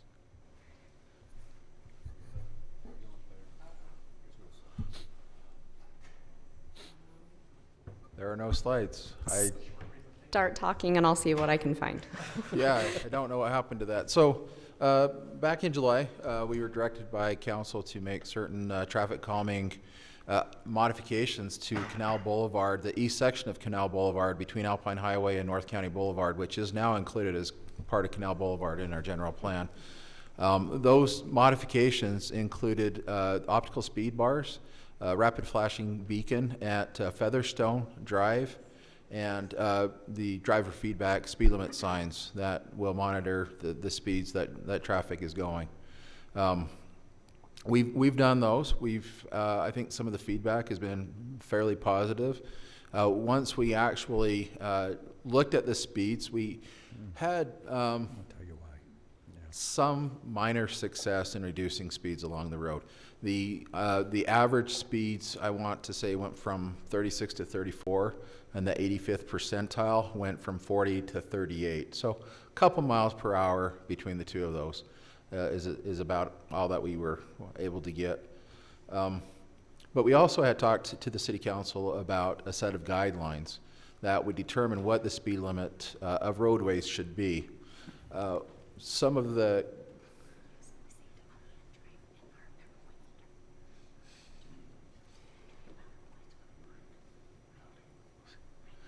some of the, or maybe I need to find, and I can at least coordinate from here. Oh, no need to pull it up. Chris just really enjoys winging it. I do. Especially when so much of it is pictures that he's trying to describe. Well, we had a set of guidelines. It's not a rule so much as a set of guidelines that we wanted to use to kind of help determine what speed limits should be on certain of our roads. And some of the criteria that we had for roadway speeds that were 35 to 40 included traffic counts, anything over 10,000 ADT, which Canal Boulevard is. We wanted to see fewer driveways onto that roadway, which in this instance is applicable. We wanted to see straight road where Canal Boulevard is kind of curvilinear in that section. It does not really necessarily meet that criteria. There are no schools or parks along that section of roadway, which also would lend itself to meeting that criteria that we had established. Oh, here we go. Canal Boulevard East, we have the optical speed bars, driver feedback signs, and the rapid flashing beacon at Featherstone.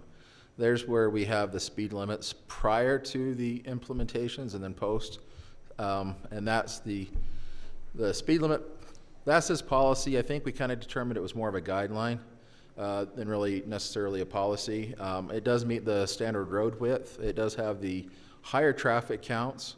It does not have schools or parks. It is not a straight road geometry, but it does not have driveway accesses. So based on these guidelines, that should be signed as a 35 to 40 mile per hour speed limit. If you want to go on. We had fed a lot of the roads that we have into the city into a program which helps to determine what speed limit should be, the US Limits 2. We fed, which includes data, speed counts, but also accidents and number of driveways and road geometry. That program made some recommendations for speed limits, which we honestly as staff didn't necessarily agree with, raising some of those speed limits. I think the only location that we thought it might be applicable is on this east section of Canal Boulevard. They made the recommendation to raise that from 30 to 35, and so we thought that might be appropriate. Do you want to go on to the next slide? So I think that's everything that we have. feel a little bit discombobulated. Yeah, do you want to start? So Mayor, that concludes my presentation, but I'm happy Really, really well done. Thank you. Councilmember Smith. I'm kind of glad I get to go first on this. So, Planned it that way. yes, well, thank you. I did. You're Thank you. welcome. I appreciate that. So, initially, I kind of said that I would agree to this, but I'm going to tell you why I'm going to vote against increasing the speed limit there. I've had a lot to do with that little connector. I helped actually write some of the legislation that allowed that road to go through. I've been on the board for the USDC, which allowed the development of Ridgeview. And I'll tell you where my hesitation. I drive this road a minimum of 4 times a day. And so I observe, I'm not an engineer. I understand the desire to always go faster, and I understand the fact that many people do that.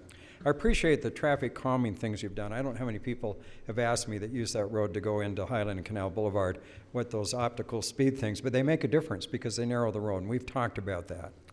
Where I'm having hesitation is this, and I'm just alluding to something else, but and we've talked about this, and the police chief has mentioned it. One of the problems is if you phase in different speeds on the same road, I think it's hard to get people to change to the lower speed later on. So I'm a little concerned about that because we had a citizen here today talking about the west end of Canal Boulevard, it's too fast, and we've had people from 6000 West repeatedly say, we want the speed limit at 25, not at 30. So my concern is if we make this section 35, then there'll be pressure on the next section to be 35, because you can use some of the same criterion. It was 35 at one point. And then what do you do with the last section? And so I don't know. I'm going to just kind of make my list of reasons, whether people agree with me or not. It's just, this is my opinion. First of all, I have observed on more than one occasion, even though we have an underpass on the Murdoch, or from the canal connection to the Murdoch Canal, there's an underpass under that road. The high school track team, and I've seen this many times, come from the top and go along the fence and cross that road right at the top, not at the crosswalk, not where we have the flashing sign. And I've seen up to 20, 30 kids there. So my question is, if we increase the speed limit to 35, most people in their head say it's okay to drive 40 then. So you're coming up and there's a blind spot there and you've got all these kids crossing inappropriately. So I'd like to say that we could keep those kids from crossing there, but the only way you could do that is put a fence all the way up, and that's not going to work. So I worry about a potential fatality there just to allow people to drive faster, because I've seen people speed up there. The other thing is on the USDC board and everything, and we've done the state, we've really kind of emphasized not only access to the Murdoch Canal Trail, but bike lanes. And if I'm on a bike and people are driving past me 35, 40 miles an hour, I don't feel very safe. And that's why you don't see a lot of bikes on the bike lanes on the Alpine Highway, because the speed limit there is 45. I kind of hate to give up that idea, because there's 689 homes that are going to be in Ridgeview when it's done. There's going to be a lot of people on those bike lanes trying to access the Murdoch Canal Trail. I just worry about the higher speeds. And it's just, and the other thing is and you brought this up, Chris, it's not a straight road, and it's not kind of curvilinear, it's very curvilinear. And I saw a year ago when we had more snow and ice on the ground, I saw a van full of people flip because they hit the curve and they were going too fast, and it's amazing no one got killed. So I think as a safety thing, I would probably keep it 30. Yep, everybody's going to drive 35. I've watched it. But I've noticed since we've had the flashing signs that people make a little more effort. Now, the sign you had up that measured your speed was at the bottom of the hill, and it's normal, unfortunately, or very common for people to speed up as they go down that hill. So we measured the fastest part of that road, I think. Wasn't that where you had it, at the bottom of the hill? So we actually got measurements on both sides of the road, and there was a difference. The speeds that I gave you were the average between the two, but you're absolutely right. We have higher speeds. And I purposely drove 28, so there'd be somebody below the speed limit. So somebody below it. That was you. It was me. But that's why I'm really hesitant, because I'm just afraid we have people come in repeatedly say, We want slower speeds. We want safety and different things. And yet, if it's not in your neighborhood, then everybody wants to go twice as fast. And so I don't know how to balance that out, but it is in my neighborhood relatively. I mean, the road went through our HOA park. We gave up a bunch of that for the road. I drive it all the time. I'm just worried about those kids that cross inappropriately. I'm just worried about the fact that it's a curving road. And I just think if we make it 35, everybody will be pushing to make the rest of Canal Boulevard 35, and it's not 35, it'll be 40. So I'm not sure what we're accomplishing. So I'm going to vote against this. I may be the only one, but I just, from my personal experience, I'm uncomfortable with going up to 35. And I believe we have two motions that actually one is in favor of this and one is to keep it status quo. So we recognize that might be the council's direction. Councilmember Rodella. I guess when we asked staff the recommendation and they recommended this at 35, then the reason why I hired our staff and the experience that they have and their engineering background and their traffic infrastructure background and public safety background, for me, I usually go with what staff tells me to do because they're more experienced than me. So when they say 35, that's 35, and especially showing 85%, the 85% go about 40 miles per hour, I see that as a public safety issue. If you have a speed limit at 30, but as the chief is talking about, your comfortable speed is higher than that, then you're creating a public safety issue by having a lower speed limit than really what the road entails. There's a clear difference between this section of Canal Boulevard and the other two sections of Canal Boulevard. You don't have houses backing this one. You have large concrete fences on either side. I run Canal Boulevard almost every day, and that fence put up there basically has stopped me from going across and goes instead underneath and over. It really shows limitations of running across the street like that. So for me, I think what I hear every day is, why is that road not 35 miles per hour? It just doesn't make sense. So I'd vote to go with what staff recommends. Councilmember Rice. Thought you'd never ask. So I don't know if I need to re-say. I'm just going to kind of ditto what Scott said, and I really appreciate everything Chris does and what staff does. It's not to diminish that at all. I have also seen the track team cross where Scott's talking, but I want to remind us that the higher the speed limits, the more sound, the more noise you have. I believe that the higher the speed on a road helps put that on UDOT's radar. And you know how I feel about that. I've already said that tonight. I'm concerned about not necessarily the number of accidents, but the gravity of the accidents. There was one on 6,000 in Canal Boulevard, and I don't know all of the details exactly, but the dog that was in the car died and the girl lost her spleen, and it's very grave of some of the things that happen. The faster you go, I think people follow too closely. And honestly, I've said this before, and I said it in my campaign, it is not Highland's goal, not my goal, to help Cedar Hills get to Costco faster or to 6800 faster. So I would agree with Councilman Smith on this, that this is not a good idea. I think it confuses the public when we change. And these high speeds in Highland, and I know that 35, is to some people, that's not very much. However,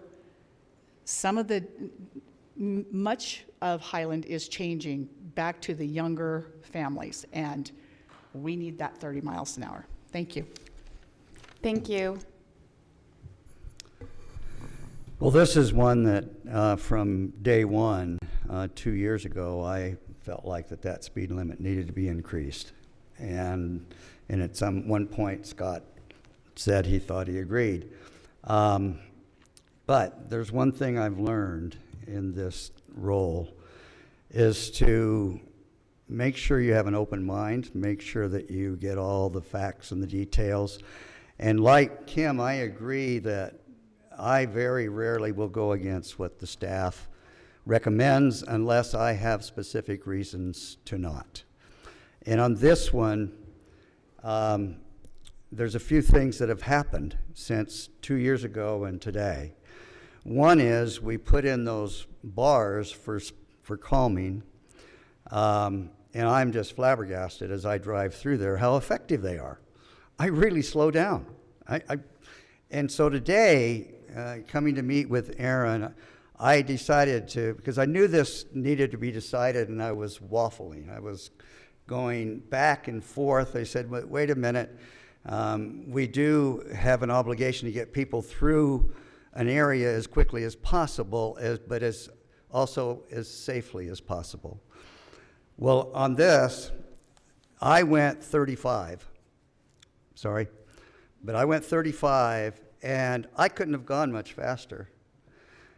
And the reality is, when you set a speeding limit at 30, it usually is 34, 35 that people are going to travel. That's just the nature of the beast. And if we make it 35 and people try to go through there, I literally don't think I'd want to go through there at 40 miles an hour. That really works. Plus, we have a curve on that road that if it were a straight road, it would totally be different. So the bottom line, and it's very interesting to me that that I'm literally going against what I really thought 2 years ago I felt pretty strongly about. But feeling pretty strongly about it doesn't mean you're not open. And with my own experience on that road, and certainly some comments that Scott had made and that Liz have made, I think makes sense. I think the noise is an issue. And we're going, right now in that area, we're going, 35 or 36? I think the average speed was 34. 34. So if we're going 34 when the speed limit's 30, I'd like to keep it there. I don't want people going from 34 up to 40, which if we set at 45, at 35, going to 40 is probably the most likely outcome. Although, again, those bars, I think those bars are magic. I really am shocked at how effective they work for me. So my vote is a no. Okay. I'm a little torn on this one. That Make it more fun. I know, isn't it? On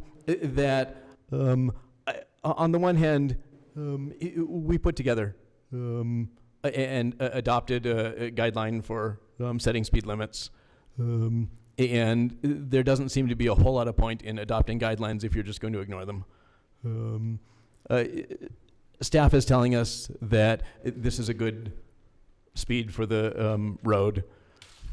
But I do think Scott made some really good safety concerns. And generally speaking, I would be inclined more toward being conservative with regard to increasing speeds. So those are kind of the two sides of things that are weighing on me. And I would like to, regardless of how this turns out, I would like to thank staff for pulling this together and doing a good job with the analysis and presenting us with information. So thank you. Perfect. We have two motions in front of us. Does anybody want to make one? I'll make a motion. Perfect. So I move that the Highland City Council deny Resolution 2025 establishing a speed limit for a portion of Canal Boulevard and leave the speed limit of Canal Boulevard between North County Boulevard and the Alpine Highway at 30 miles per hour. Okay, we've got a motion by Councilmember Smith. I'll second. And a second by Councilmember Rice. Just to clarify, that when you say Resolution 2025, you're referring to the resolution in the agenda packet, correct? That is correct. Perfect. And for point of clarification, when we vote yes, we're voting to keep it 30. Correct. We vote no, we're saying let's go to 35. Okay. Correct. The vote is to leave it at 30. Do we have electronic voting? No. So we're going to go ahead and do a voice vote this time, starting with Councilmember Smith. Yes. Kim? No. Councilmember Rice? Yes. Ron? Yes. Councilmember Courtney? No. And that would be 3-2. So that motion passes, which is leaving that speed limit at 30 miles an hour.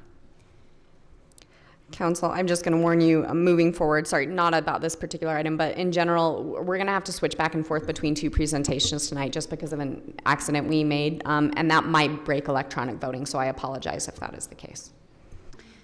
Perfect. Moving on, and I just want to make it clear for people who are here or for people who are watching. So those first three items that we discussed were public hearings. That's why we had comment on our general plan, that right-of-way, and the fiscal year. And the remainder of the items are not public hearings, which is why you're not seeing public comment happen. So just wanted to make that clear. So moving on to the open sale rate policy. Jay, is this you with or without slides? This is me. It looks like we do have slides. Okay. Perfect. So this is an, sorry, I'm getting really choked up about this. So this is something we do every year where we set the sale rate for city-owned real estate property, in particular orphaned properties, meaning small slivers of land, usually adjacent to someone that really is only valuable to that landowner. The City Council adopted Resolution 2021-09 establishing how the cost per square foot would be determined. That resolution and that methodology was in your packet. So what I am referring to as the current methodology is what is in that resolution. It is the sample properties in that are full-size lots with homes on them, and then the value is reduced by 25% to come to the sale rate. Based on the methodology in the currently adopted resolution, the value for orphan parcels for 2026 would be $5.18 per square foot. And this chart here shows you, you can see there the parcel code. If you went to Utah County parcel maps, you would put that in, see what the parcel is. You can see the acreage, square foot, the value from last year, and so on, and how we come to that calculation. Alternate methodology. In October of 2025, Councilmember Courtney and former Mayor Osler proposed using recently sold orphaned parcels as the sample properties for calculation. Based on the alternate methodology, the value for orphan parcels for 2026 is $5.72 per square foot. This chart here shows that methodology. You can see on the leftmost column, those are the parcel codes for those properties. As orphan properties, they don't actually have addresses, so that's what we have to go by. You can see the acreage. They're all very small, below 1 acre, very far below 1 acre as just little sliver orphan properties. You can see the value, and then you just take those, and there's no need to reduce those, and you get your property value there of $5.72. This is for the alternate methodology. So you have the two resolutions before you would be adopting the current methodology, which would be for $5.18, or the alternate methodology and establishing that as the method going forward. And that would be $5.72. And we'd be able to bring back a revised resolution to the council in the future to change the methodology officially there. Perfect, thank you. Councilwoman Rodella, thoughts? I'm good either way.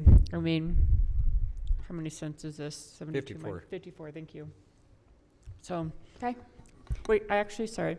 I did have a question.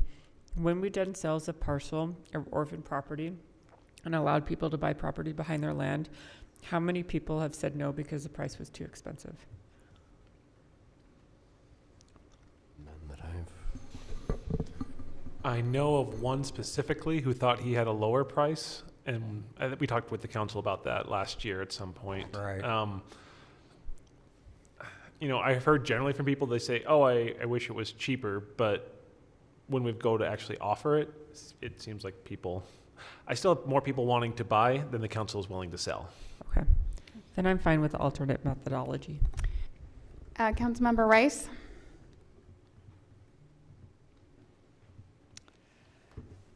So I sat on the Open Space Committee for, well, since Moses wore short pants and.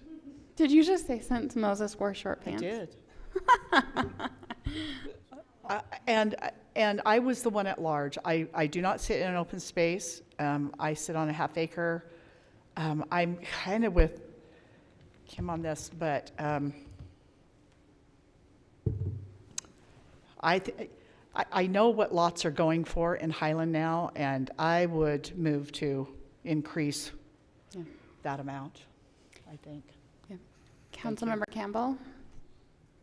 It just seems that the alternate method is more representative of what we're actually selling. Perfect. So orphan property, and it's orphan property, so the alternate method certainly is my choice. Perfect. Councilmember Courtney, I know you had a lot to do with this. Do you have any thoughts? Yeah, I strongly prefer the alternate method. I think we're talking about it because I was pushing doing it that way. Okay. The one catch, which probably doesn't come as a shock to Rob, at least thinking about it, is that actually I would strongly prefer to continue this with direction that we want to use the alternate method and replace Resolution 2021-09 before we do something that goes against the process that we've established by resolution. Rob, do you have thoughts?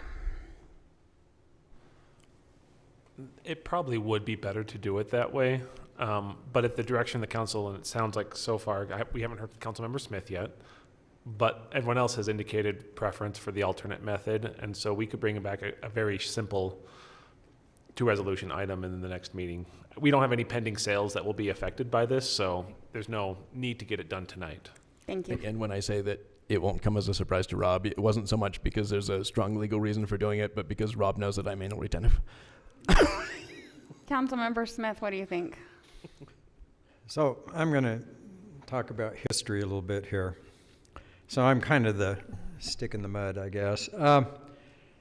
And Liz was on the Open Space Committee. So Mayor Ritchie in 2010 established the Open Space Committee. And so let's just talk about what we're talking about, open space, just for the public at large.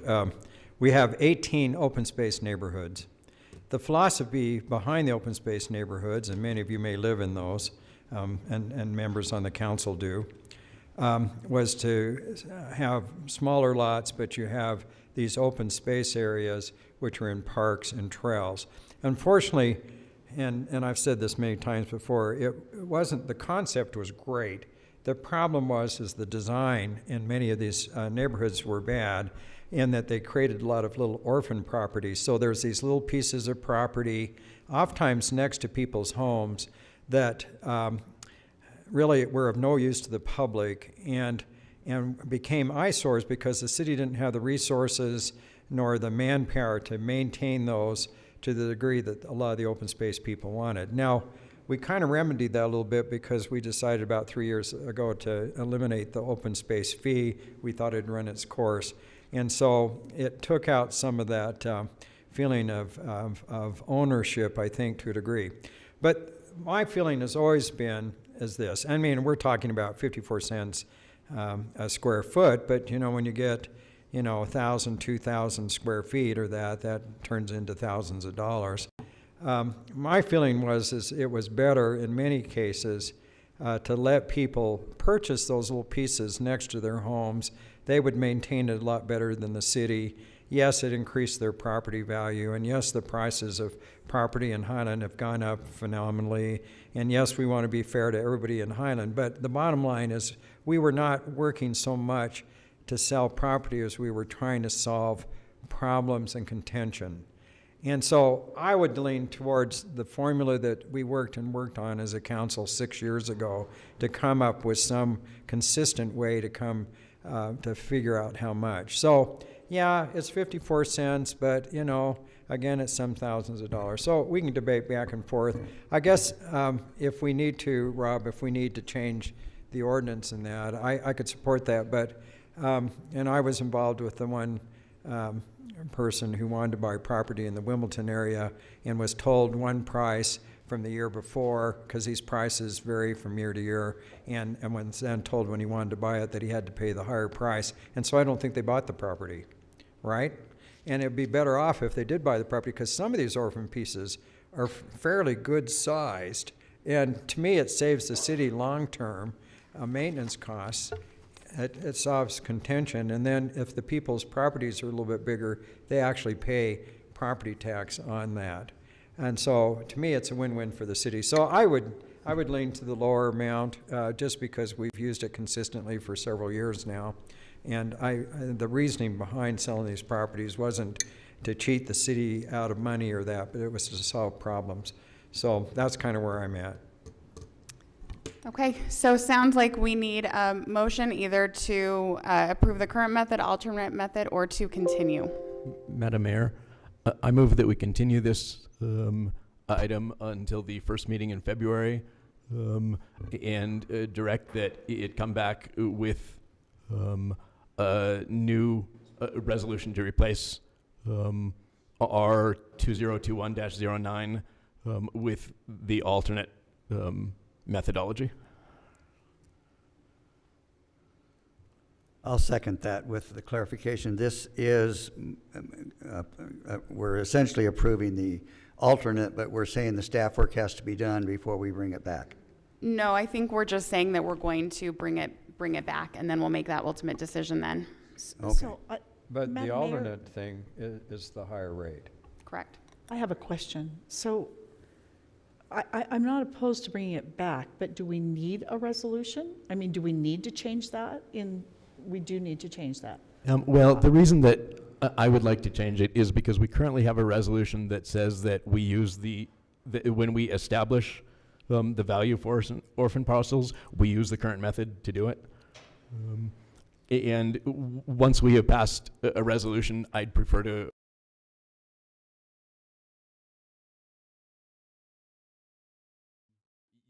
method.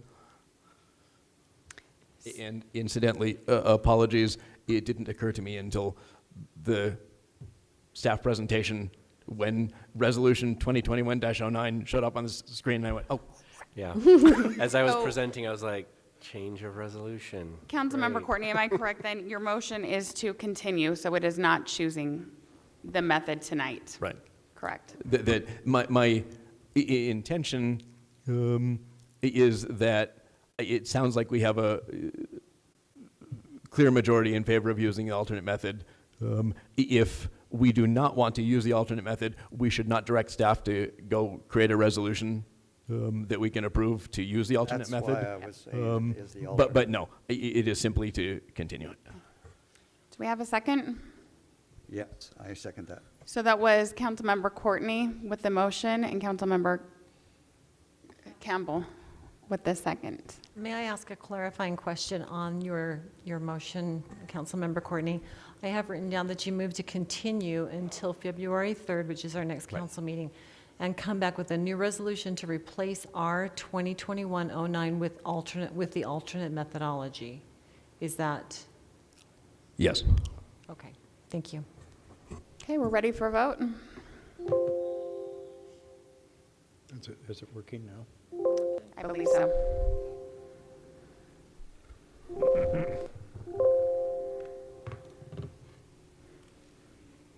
Okay, and that is 4 yes and 1 no. Okay, moving on to what has quickly become my least favorite phrase in local government. I can't say it. Wooey. Wooey. I feel like I should be more enthusiastic, but I can't make myself. So Is that's this you. going to be your fiscal? We're going to. No, because I'm never saying that phrase again. That was the one time. Rob. Thank you, Mayor. This is about WUI, or the Wildland-Urban Interface, Boundary and Building Code Adoption. So in 2025, the state legislature adopted HB 48, which imposes some new requirements related to wildfire risk mitigation. Part of it is on the state side. They're adopting new maps to assess wildfire risks, and they're working with the county, as you might have heard, we talked about this over the last year about new fees that would be assessed through the state and county to go towards wildfire mitigation efforts. The part that really concerns us is we have agreements with the state where if there is a wildfire, the state pays for it. Essentially, we fight the fire, the wildfire, but the state pays us and reimburses us our costs in doing so. HB 48 says that to keep doing that, we have to adopt the Wildland-Urban Interface Code and start enforcing it within Highland City. That used to be only a county requirement, and now they're making cities do it. So while we can technically choose to not adopt the code, we are exposing ourselves to a lot of risk if there is any wildfire costs. So just so you're clear on kind of what staff is proposing, today we will adopt the WUI code, and then we'll review the proposed WUI map.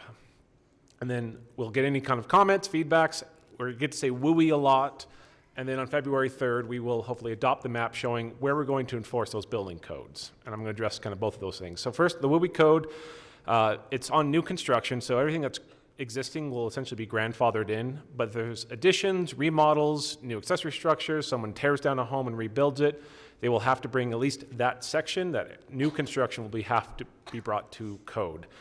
And that code is, in many cases, will require automated fire sprinkler installation. There's some ways of getting around if you have sufficiently ignition-resistant building materials, but even if you're under 10,000 square feet, you still may need to put in sprinklers. There's new requirements for how you build the home, exterior fire-rated walls, projections, vents, all of those things. And then defensible space requirements, where you're supposed to have spaces outside of your home, so if fire, the chief can probably describe it better. Sometimes it's less about protecting the home from wildfire and more protecting the mountain from if the home burns. So if a house catches on fire, we're not spreading it to a tree that then spreads up to the mountain. So there's defensible space. It's mostly a 50-foot radius around the home. I know there will be ongoing efforts to work with residents on this. I think we're going to start mostly with an education campaign about this is what's best to protect you and your neighbors. And then I doubt we'll be out there, cutting people's trees down. I don't foresee us doing that, but helping residents understand the dangers that they do face living within this urban interface and helping them know how they can mitigate those dangers. The second part of it, the WUI code, once we adopt it, says that the local legislative body has to designate where that code applies. So we've proposed a map. It's on the next slide here. It generally follows the mountain and washes and ravines, where fire can spread from the mountain into Highland or from Highland up into the mountain. So you'll see those areas there. A lot of the washes and kind of areas near Beacon Hills, the edge of Viewpoint against the mountain there. Olive Bowl River and Dry Creek, as those are heavily wooded areas that if fire catches in the bottom, it can kind of spread throughout it. And then the various kind of washes in Highland Glen as well. So that's the proposed map. Again, what staff is asking is that tonight we adopt the code. So we start saying we are working on implementing this, and then take council's feedback on this map, any recommended changes, any desired tweaks you want to make to it. Then we'll bring the map back in the next meeting for potential adoption. And with that, that's the end of my presentation, Mayor. Perfect. So we're just looking at the code tonight, and then you'll take feedback on the map, and we'll look at that next time. Correct. And I understand Councilmember Courtney will have concerns about that, which we'll get to. And just so everybody knows, I did talk to Senator Brammer about this week, and he said there may be changes coming to this legislation this session. We don't know what those are yet, so just putting that out there that we did have that conversation. Councilmember Rice, do you have any comments or questions? So I sat through a wildfire seminar. It was excellent. And it was awesome. It was really well done. And I've prepared, I don't know if this is where I need to say this, but I've prepared a little bit under emergency preparedness in the next newsletter. I will tell you that from my insurance company about January 2nd, I got a letter to opt out of wildfire insurance. And I called my insurance agent, and I live in the south end. So the map you're looking at, I'm not actually in that area. But I called my insurance agent and I said, I can sign this, right? Because I'm not in a wildfire area. And he goes, oh, do not sign that. You are absolutely in a wildfire area. And so I think residents need to be aware that they do need, you know, that this is a plan, that it is real, and that we could absolutely be wiped out with that. So I mean, we can bring it back on the 3rd, but I think this is. So the plan is to adopt the code today and then bring the map back on the 3rd. So is that? I understand that, but this is just real wisdom for us to do, and to let to let Highlanders know that this is a real concern for all of us, not just in those map areas. So, thanks. I attended the same webinar, and it's frightening when you really get the facts and the reality of potentially what we can do. But the most frightening part is if we don't adopt this, we as a city are liable, and we will not get reimbursed. So they talked about the mitigations that the residents would need to do. Everything in there just totally makes sense, and it protects us. So to adopt this, to me, is a no-brainer. We need to adopt it. And the map, you know, we can make the whole thing orange. But the reality is it's not. But I really, really support that we adopt this code and that we stay in compliance so that the state funds will be available to us.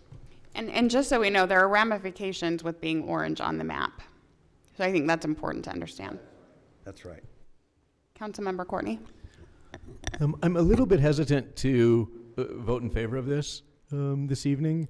And it's not because I don't think that the code changes are good changes to have in place. Not that I think they, you know, certainly in favor of limiting the city's liability in cases of wildfire. My concern is that the proposed ordinance specifically says that the WUI map shall be reevaluated and updated according to the process set forth herein on a 3-year basis, or more frequently as deemed necessary by the city council. And I don't believe we have any process in place to ensure that we will, in fact, review it at least every 3 years. Given the importance and potential urgency of making the changes, I am planning to vote in favor of this, but I hope that we will take a look. This is certainly not the only issue that we have something that we need to do periodically, sometimes at relatively long intervals. And I think we need to come up with a way, a process that is not dependent on a particular person. So, you know, putting it on the city administrator's calendar to come back. When we have turnover, we lose all of that. So we need a non-person dependent, non-specific person dependent process, I think, for handling things like this. Perfect. Thank you. Councilmember Smith, what do you think? You know, I always try to err on the side of safety, and I can understand where this comes. This is certainly well-intentioned. But the devil's in the details. And I was sitting here thinking, because my neighborhood on both sides, down the American Fork Riverbed and the Highland Glen Park, is a WUI area. And I was just thinking, I'm so glad I don't have any plans to remodel. Because, and so the devil's in the details. So we don't talk about, if somebody remodels, they're going to have to put in a sprinkler system, at least in that new section. That's what I'm hearing, right? And it doesn't matter how big that remodeling is. That's a big expense. And you know, so when we originally talked about this, I thought we were talking about homes bigger than 10,000 square feet or different things, but this is every construction thing. So if somebody puts a addition on their garage, are they going to have to put a sprinkler system in the garage? You know, I just like to know the details, so it's easy to say, hey, this is a good thing, but we're not talking about any expense or what it really means. You know, the other thing is you got to do all this fire resistant stuff. That's great, but if you re-roof your house, if you got to make sure that your shingle is fire resistant, And a lot of people have asbestos shingles on their house.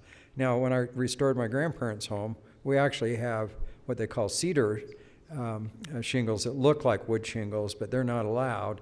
But they melt instead of burn. So, you know, there's a lot of little details here. So if we adopt all of this, it sounds good, but then it says defensible space and vegetation requirements for landscaping.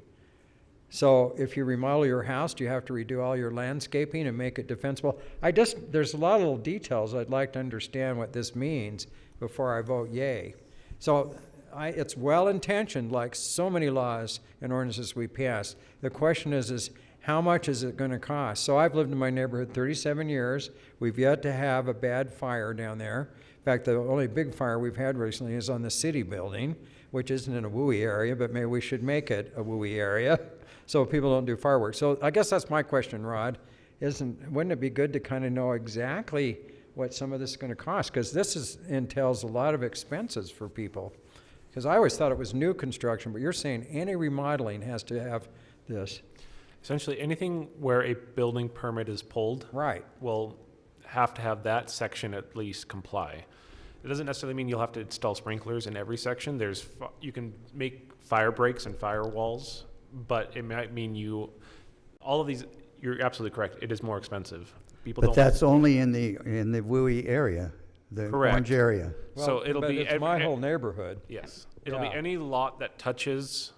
The way it's drafted is basically if your lot touches anything shown in this orange here, that your entire lot will, as you do improvements, will have to comply with this code. And you're right, it is expensive. People don't do these types of things normally. I mean, this is beyond, so there's building code, which is your basics for how you build a home to be safe and livable. This is in addition to that, where you've already satisfied building code. This is an additional building code that says, and now you have to make it fire resistant in all of these myriad ways. So it certainly is an added expense. So all of those, so you can see on there the Workman property where we have Foxwood Estates. They're in the process of building currently. So all of those people who are buying lots are going to pay a lot more to build their homes than otherwise they would. Do we have any idea how much more? It'll depend on each home and how much, Sure. If you have a smaller home and, easily thousands or tens of thousands. I mean, it's not a cheap change. Can I add something here, Mayor? Madam Mayor? No, I may not. Go ahead. So I understand where Councilman Smith is coming from. However, dealing with insurance companies, it may seem like an expense putting in a sprinkling system in your home, but your fire insurance should reflect that. So I know that my agent and I have talked about that, and what's that? It cuts it really fast. And I have actually a working ADT fire complete system, and it would even take more off my insurance if I had even more. Thanks. Do you have anything else you want to add? I think it's a concern. Well, my concern is just understanding what this means and added expense, and I think the citizens need to understand this, because when we talked about this before, I thought it was just on new construction. I didn't realize it was on every remodeling project. I think, is this the first time we've seen this, Aaron, this specific? This is the first, we talked about the 10,000 square foot homes in a different item. This item is new. I'll be honest, it kind of snuck up on us, Mayor and City Council. We were supposed to get it adopted by the end of the year, and with everything else going on, it snuck up on us, to be honest. So normally I would probably have put this on as a discussion item first, but because of where we were at, I wanted to at least get council's initial feedback and see where you were at. Kim, what do you think? Well, I mean, I guess it's part of HB 48. If we're having changes made to this, do we need to put this off until we see what the changes are that's going to be made? Are we going to have to do another motion with those changes? For me, it makes sense. If Chief is saying that these are fire risks and that they need to have more precautions to it, then it makes sense. It's going to be a lot cheaper to install a fire sprinkler system than it is to replace an entire house, especially if they're at a higher risk. So I'm fine adopting it and then looking over the map with Chief and deciding what areas we want from that. I'd just like to hear Chief's opinion. Me too. Me too. So a couple of things. Every city is in the same boat with the Urban Interface Code with House Bill 48. Really, if you guys recall, last summer we had the fire that was started in the backyard at Cedar Hills, right? That started in Cedar Hills City, and it quickly went up the mountain. You got air tankers coming in, you have firefighters from everywhere, and in the matter of 4 or 5 hours, we probably racked up $1 million bill. That started in Cedar Hills City proper. Because Cedar Hills is up to date with their CWS, which is either their payments or the payments in kind, which goes through the Urban Interface Code, the state takes on that bill. That's kind of the insurance policy with the Urban Interface Code, right? So just because, I mean, it went from that backyard to county, there's a little section of county, and straight to federal, the state of Utah picked up the bill. So there's a lot of potential if we got a fire that goes from one place to the other, that, I mean, it could happen at Highland Glen. Anywhere where we have a fire that essentially is going to go or is going to become or deemed a wildland fire, because we're a CWS, compliant city or district, the state comes in and actually flips the bill for us fighting that wildland fire. As far as Urban Interface Code, this Urban Interface Code is not new. Being mandated by the state with House Bill 48 is where that's the new part of the Urban Interface Code. This Urban Interface Code is from years and years ago. I think 06, right, is when this was actually adopted by the state. Really, with House Bill 48, it's an education piece, right? It's a way for us as a state to try to get with, have some sort of conversation with the insurance companies. But really what it is for us to be able to say, because we don't have the right to go in and tell somebody to chop down their trees or go in and chop down their trees around their house. What we want to do is say, hey, you're in the Urban Interface Code. We'd love to help you. We'd love to educate you. We'd love to provide some defensible space so that, if the kids in the backyard playing with fireworks on the 4th of July catch the field on fire, when it gets to your property, that fire is going to be much more manageable for my people, or it's just going to go out on its own, or you've turned your sprinklers on and that's all it's going to take. Versus having trees and whatnot that go clear to your structure where that's going to catch your house on fire. So really, I mean, reading between the lines, hopefully, with House Bill 48, it's an education piece, and that's really what we're trying to do. It allows us to put in place so that we don't have people building structures in the urban interface. We really are trying to protect the mountains and your neighbor from the individual house. That's the way it's designed. The most likely place to have a fire start in the wildland is in a house. So we're trying with sprinklers, with defensible space, with all of those things, so that if we do get a house fire, it stays there and doesn't run, urban interface really is connected houses, properties, whatever. If something catches on fire, it can move from one place to the next. That's kind of the definition of urban interface. Any questions? Does that help? Thank you. Well, and I think staff's purpose in bringing this and then the map separately is just because of the liability, right? Yeah, absolutely. We knew that it was a big lift to adopt the code anyway, and to Councilmember Smith's point, a big lift to then ask these homeowners, to tell these homeowners, I should say, that, okay, if you do anything to your property, this now applies to you. And so we knew that you would want some consideration there, and so that's why we kind of brought it to you as, if you're prepared, adopt the code now, and then give us some more feedback as to what map you would be comfortable with adopting. Am I correct in understanding from the staff report that HB 48 requires us to identify and enforce the areas, which means that we're not in compliance until we have a map? HB 48 requires us to adopt the code. the code in turn says, you have to adopt a map essentially.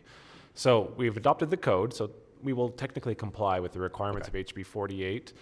But in order to really enforce it, we have to have a map that says these areas are where we apply these code standards. So it'd be nicer to do it all in one, but I'm not so worried about it that we can't get the map adopted next council meeting. Questions? Yeah. I'd just like to make a comment. So I'm sure, I mean, this legislation makes sense. It's reactive to the tremendous fires they've had in California, I'm sure. But I bet those homes in California, those multi-million-dollar homes along the coast, had fire sprinkler systems. But part of the problem down there, and I think we need to take that into account too, is that I think as a city and things, we need to actively manage our potential areas for fires and make sure we keep the brush down and a lot of other things, because that's one of the problems in the California fires. They hadn't been managing their brush and things. The other problem they had there wasn't that people didn't have sprinkling systems, is they didn't have water for their sprinkling systems.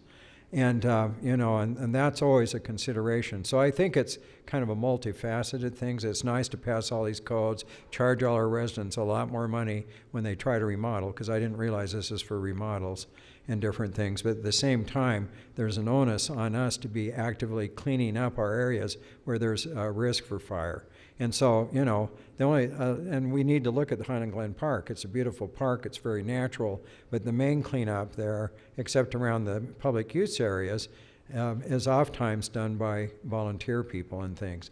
And it is a fire hazard, but I have lived there 37 years, and we've had a couple small fires in there from fireworks, and we don't shoot off the big fireworks along there anymore because of restrictions we put. So I'm just a little apprehensive about voting for this for a couple reasons. Not that it's not wise stuff, not that it's not a reaction to all these fires in California, and not because we all get charged way too much home insurance. My home insurance is terrible.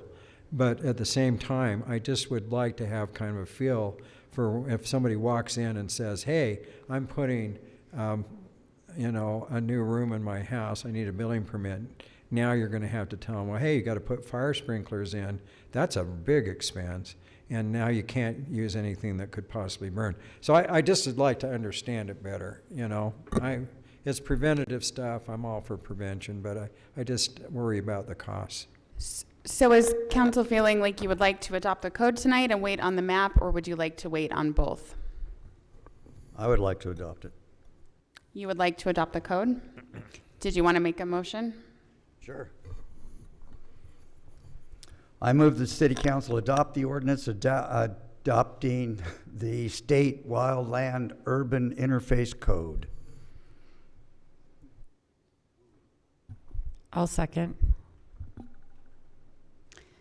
All right, we've got a motion by Councilmember Campbell and a second by Councilwoman Rodella, and we're ready for a vote.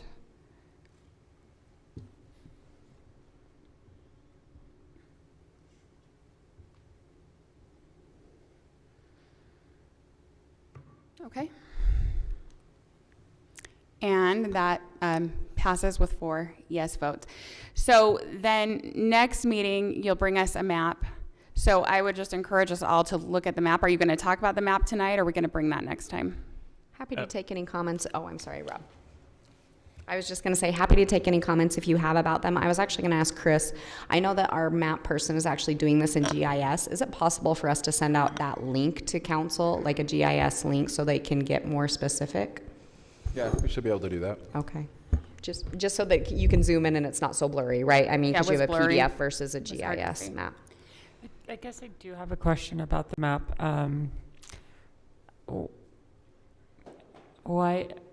So my question is, you're going to give the map to council and we're supposed to tell you whether we agree on that map and whether we think that these are the boundaries that match up. Yes, I mean, Rob pointed out, so we did basically anything on our edges plus anywhere that there's a corridor, right, where wildfire could easily spread.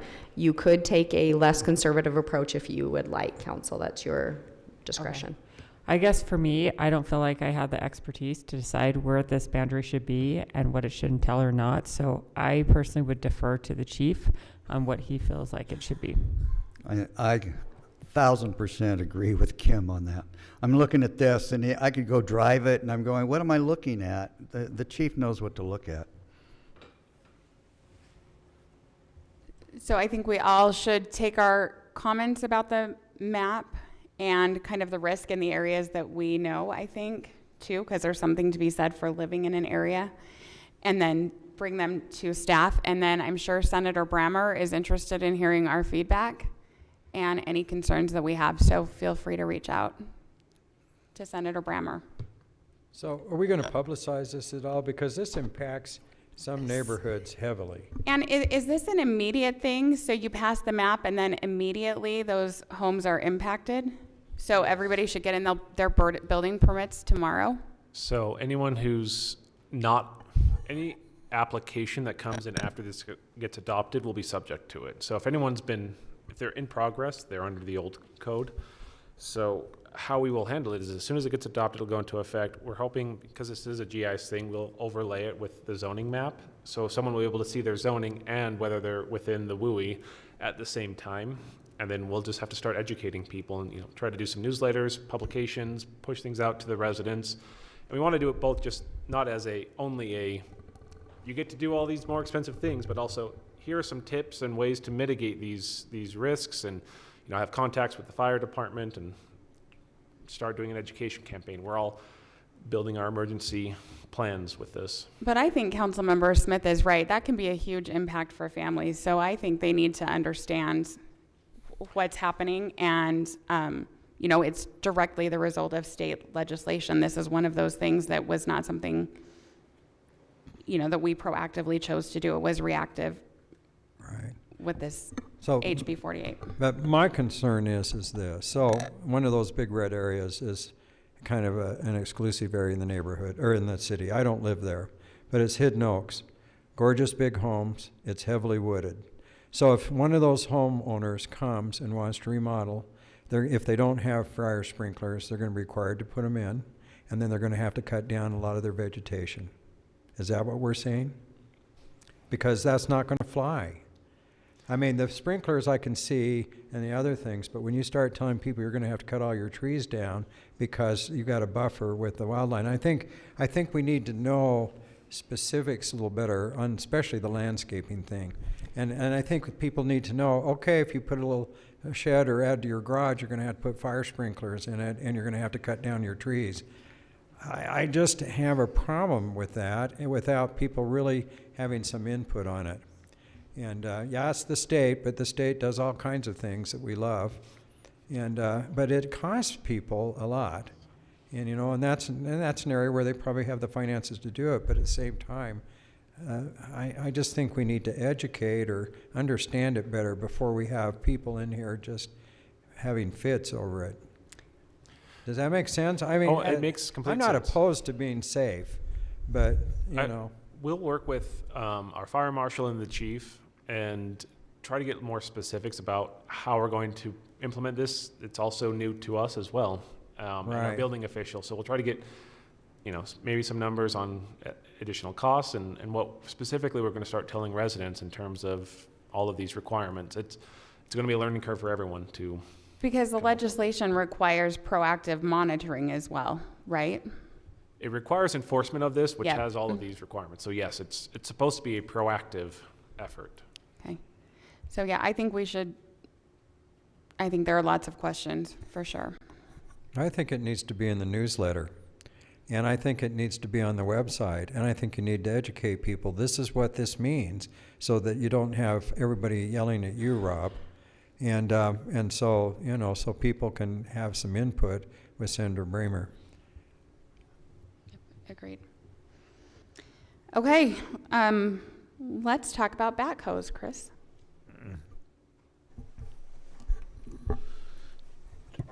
Nothing on that one. So we have a backhoe that we have been leasing for the last several years. We were informed in December that our lease was up at the end of the year. So we were provided with basically two options. We could purchase the existing backhoe that we have been using and leasing for a cost of $12,000 per year. We could buy that for $52,500, or option 2 would be to get a new backhoe lease. That lease would be $22,000, an increase almost double from what we used to have. We could have that lease for 5 years. So maybe go back one slide if you wouldn't mind. Thanks. So that's our existing backhoe that we have, $12,000 a year. It's a 2020 Cat 420E. It currently has 584 hours, so 5 years old. That's about 100 hours per year. Not a whole lot of excessive use. So, you know, the remaining service life on the existing backhoe that we have, if we were to purchase it, is probably 10 to 15 years, I'd say, easily, depending on how much we use it.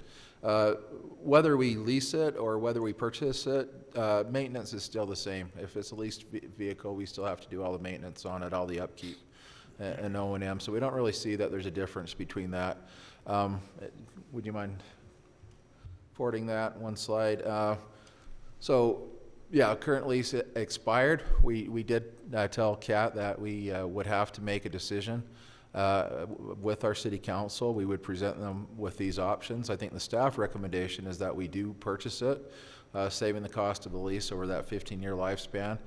That's the recommendation that's kind of come from our fleet manager and our water department. This is being used by our water department, our superintendent, who both use it and do all the maintenance on it. They felt like this was really the better way to go, would be to purchase it. But that's the option that we're presenting to the council tonight, to purchase or to sign a new lease on a new backhoe for another 5 years. How old is the backhoe that we would purchase? It would be brand new. It would be a 2025. No, I mean the 52,000. The existing I'm sorry, one. that's a 2020. So it's about 5 years. 5 years old, and they go 10 to 15 years. Probably another 10 to 15 years. In so addition, we're to probably the looking 5. about 20 years total lifespan. So yeah. Yeah. Okay. And what did we budget for? We budgeted $12,000. So the thought was that we could use some existing capital money and just switch it around with it, but we would want to do a year-end budget adjustment to cover the additional costs. We're saving money over 3 years if that's the route that we go. But we would, well, usually for larger equipment, we do have a capital equipment GL line. Yeah, it seems to me that, I mean, we've got a 5-year-old. If it were in a 20-year life, if it were 10 or 15-year-olds, that's a different discussion than 5 years old. And we have another 10, 15 years on it. Anyway. Doug?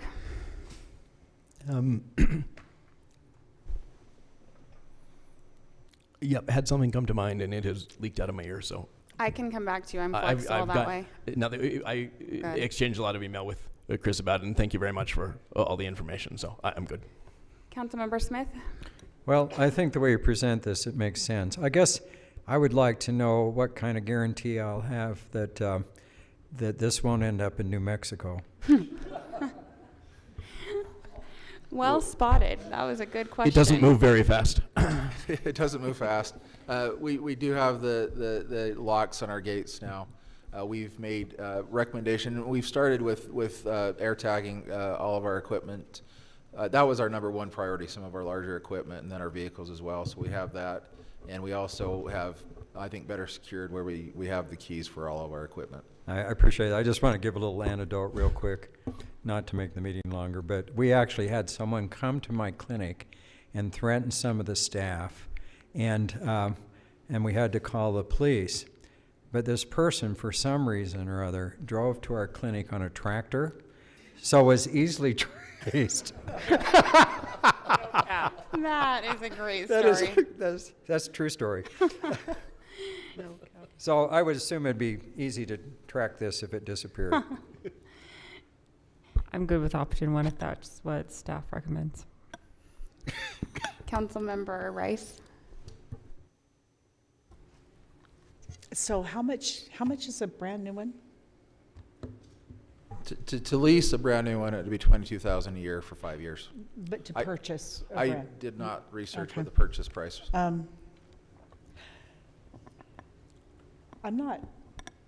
opposed to this at all. I just know you need other stuff too, right? Okay. And I think we heard, do you have anything else to add? Councilmember Campbell? Nope. Okay, so I think we're ready for a motion on this one. I'll make that motion. I move that the Highland City Council approve the purchase of a 420 backhoe for $52,500 from, I guess CAT is Caterpillar. Yeah. I second. It's yours. Okay, so we got a motion by Councilmember Smith with a second by Councilmember Rice, and we're ready for a vote. Hey, Chris, if we buy this, can I drive it? I think that's part of the motion. I don't know what that does to our Did you just say no? Only if you slide down the fire pole. Only you can. You know drive it what? to New There's no reason to be passive aggressive about it. There's no reason. No reason at all. All right, are we, Oh, that was, I don't think that actually. That was so the surprising to presentation me. dropped off. All right, let's go ahead and do a voice vote, and we'll start with Councilmember Courtney. Yes. Dr. Smith? Yes. Councilmember Rodella? Yes. Yes. And Councilmember Yes. Campbell, and that would be 5-0.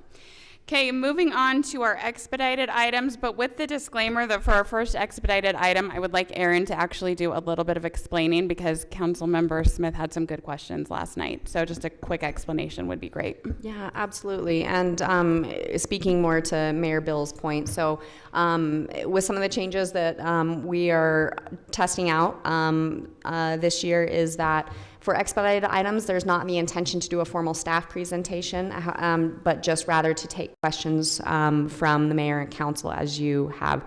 But some questions came up both, I understand Councilmember Smith had some questions and then Councilmember Courtney emailed me some questions and I realized maybe I shouldn't have put this one on expedited because we want to make sure that the council is very clear as to what has happened here. And so with that, you remember Highland City passed an ILA amendment in December of this year, and then Alpine City Council considered that amendment in January. When they considered it at their meeting, they wanted to make one small tweak where they wanted to lock in the formula for 3 years. Now, it's not the actual what they pay, but the formula itself, the change to moving the fire assessment to be based on property value. They wanted to lock it in for 3 years. So that couldn't change, just to provide some stability for them. Well, for everybody in our budget, I think that's a good idea. And so they passed it that way. They also asked, not in the motion, but they asked Highland to again reconsider that as a part of the budget process that the Lone Peak Board consider doing the ease in to the new formula by using Lone Peak fund balance. I asked Rob to draft that ILA change with the 3-year lock-in for us, and he did that. And so that's the only change in the ILA itself that I would be asking you to vote on tonight. The ask from Alpine to ease into the formula using fund balance will be a decision for the board and then ultimately City Council as part of the budget process. Okay, so I guess my question is, are they still agreeing to pay, I think there was supposed to be $271,000 more or something? It changes all the time. It does, absolutely. So they're agreeing to change the formula. Next year, we're just going to go straight into it. But that formula is locked in for 3 years unless the cities ultimately decide to change the ILA again in the future. Okay. But yes, it would, using this year's budget, it would be $271,000. And the ease-in option is the one that we came up with that uses a fund balance according to this percentage they pay in, right? Yes. Okay. And they ultimately did not vote for that as part of the ILA, but are hoping to do that in the budget. So separate from this conversation, that would be part of the budget process. Did anybody else, I know we've talked about this a lot, did anybody else have questions? I have just one question. Alpine has already signed a resolution including the new text? I don't know if they've signed it, but that was their intention. I saw an We've email talked to them. exchange. They're good with the text. They Yes. plan to. Okay. They signed. Rob drafted it, and I had Shane and their attorney sign off on it. Okay. I do have a comment. I watched several of these, and those of you who served on it, I just want to thank you because I thought it was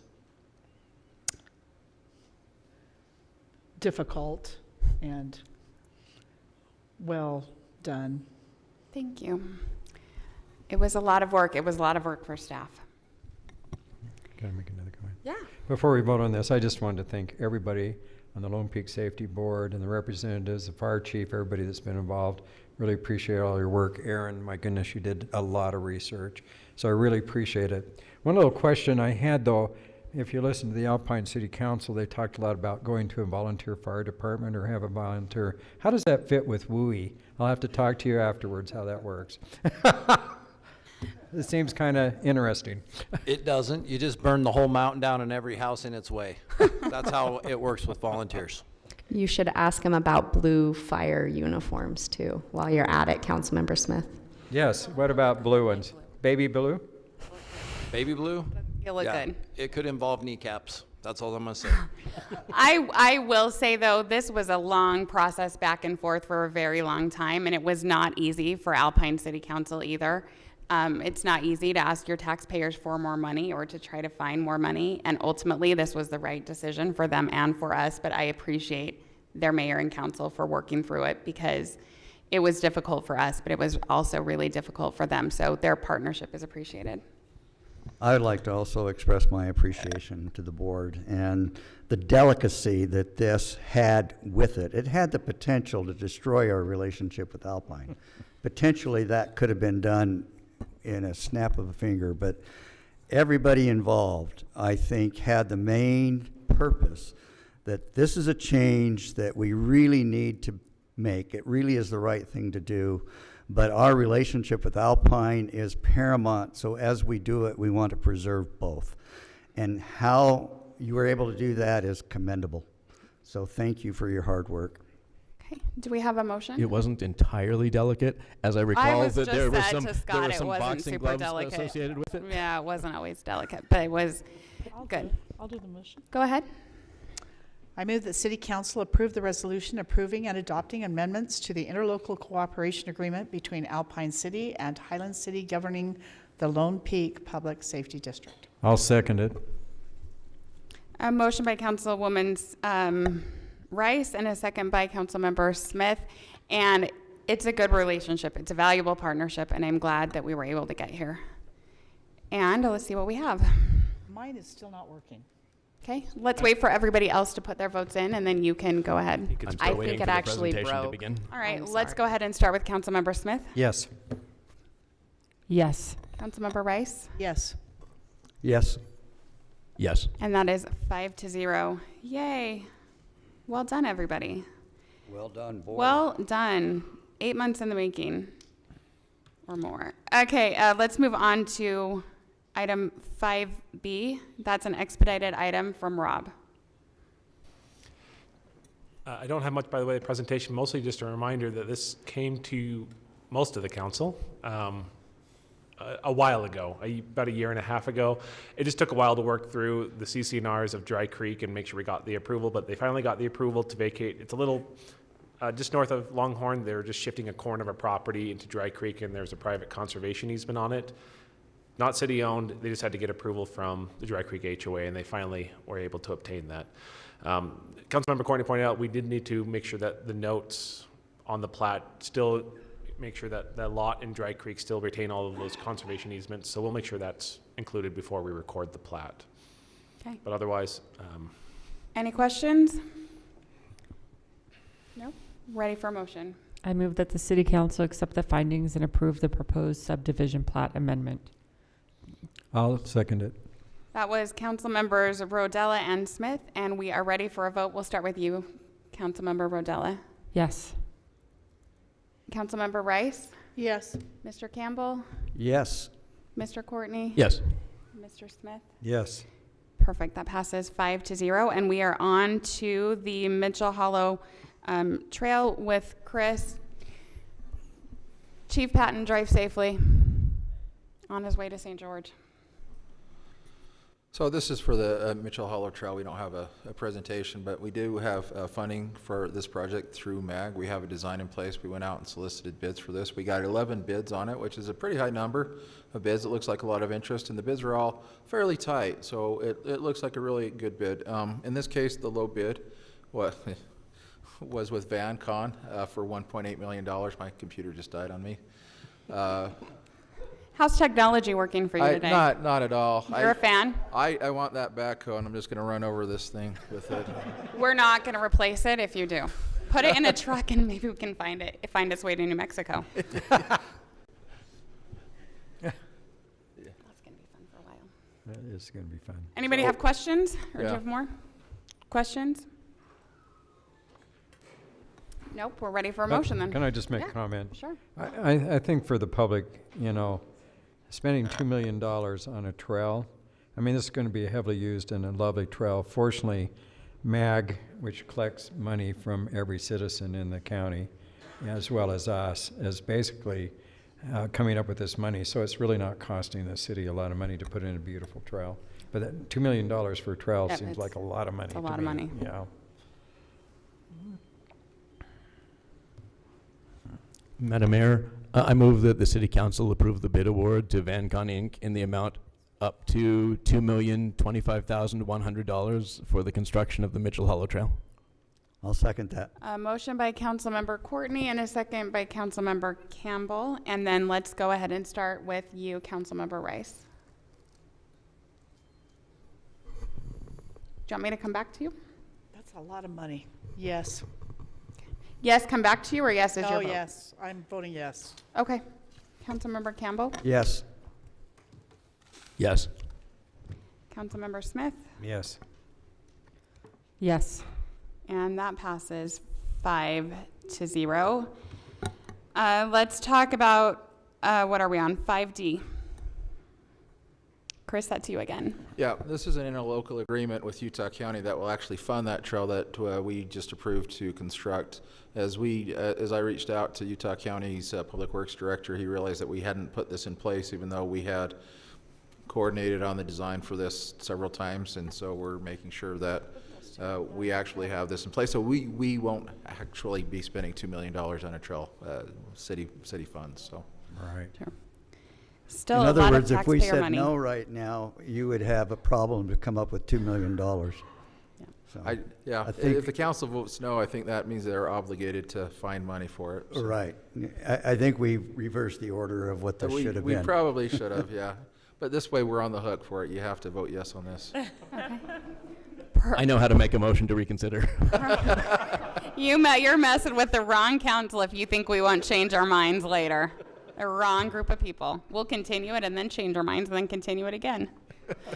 Do we have a motion? We're not going to do that, Rob. I've got one question first. Sure. I understand that as this was starting out, we had some staff turnover, and that's probably where this got dropped, getting the ILA in place. But is there some process that should we have a checklist for such things, or something to ensure that going forward we don't find ourselves?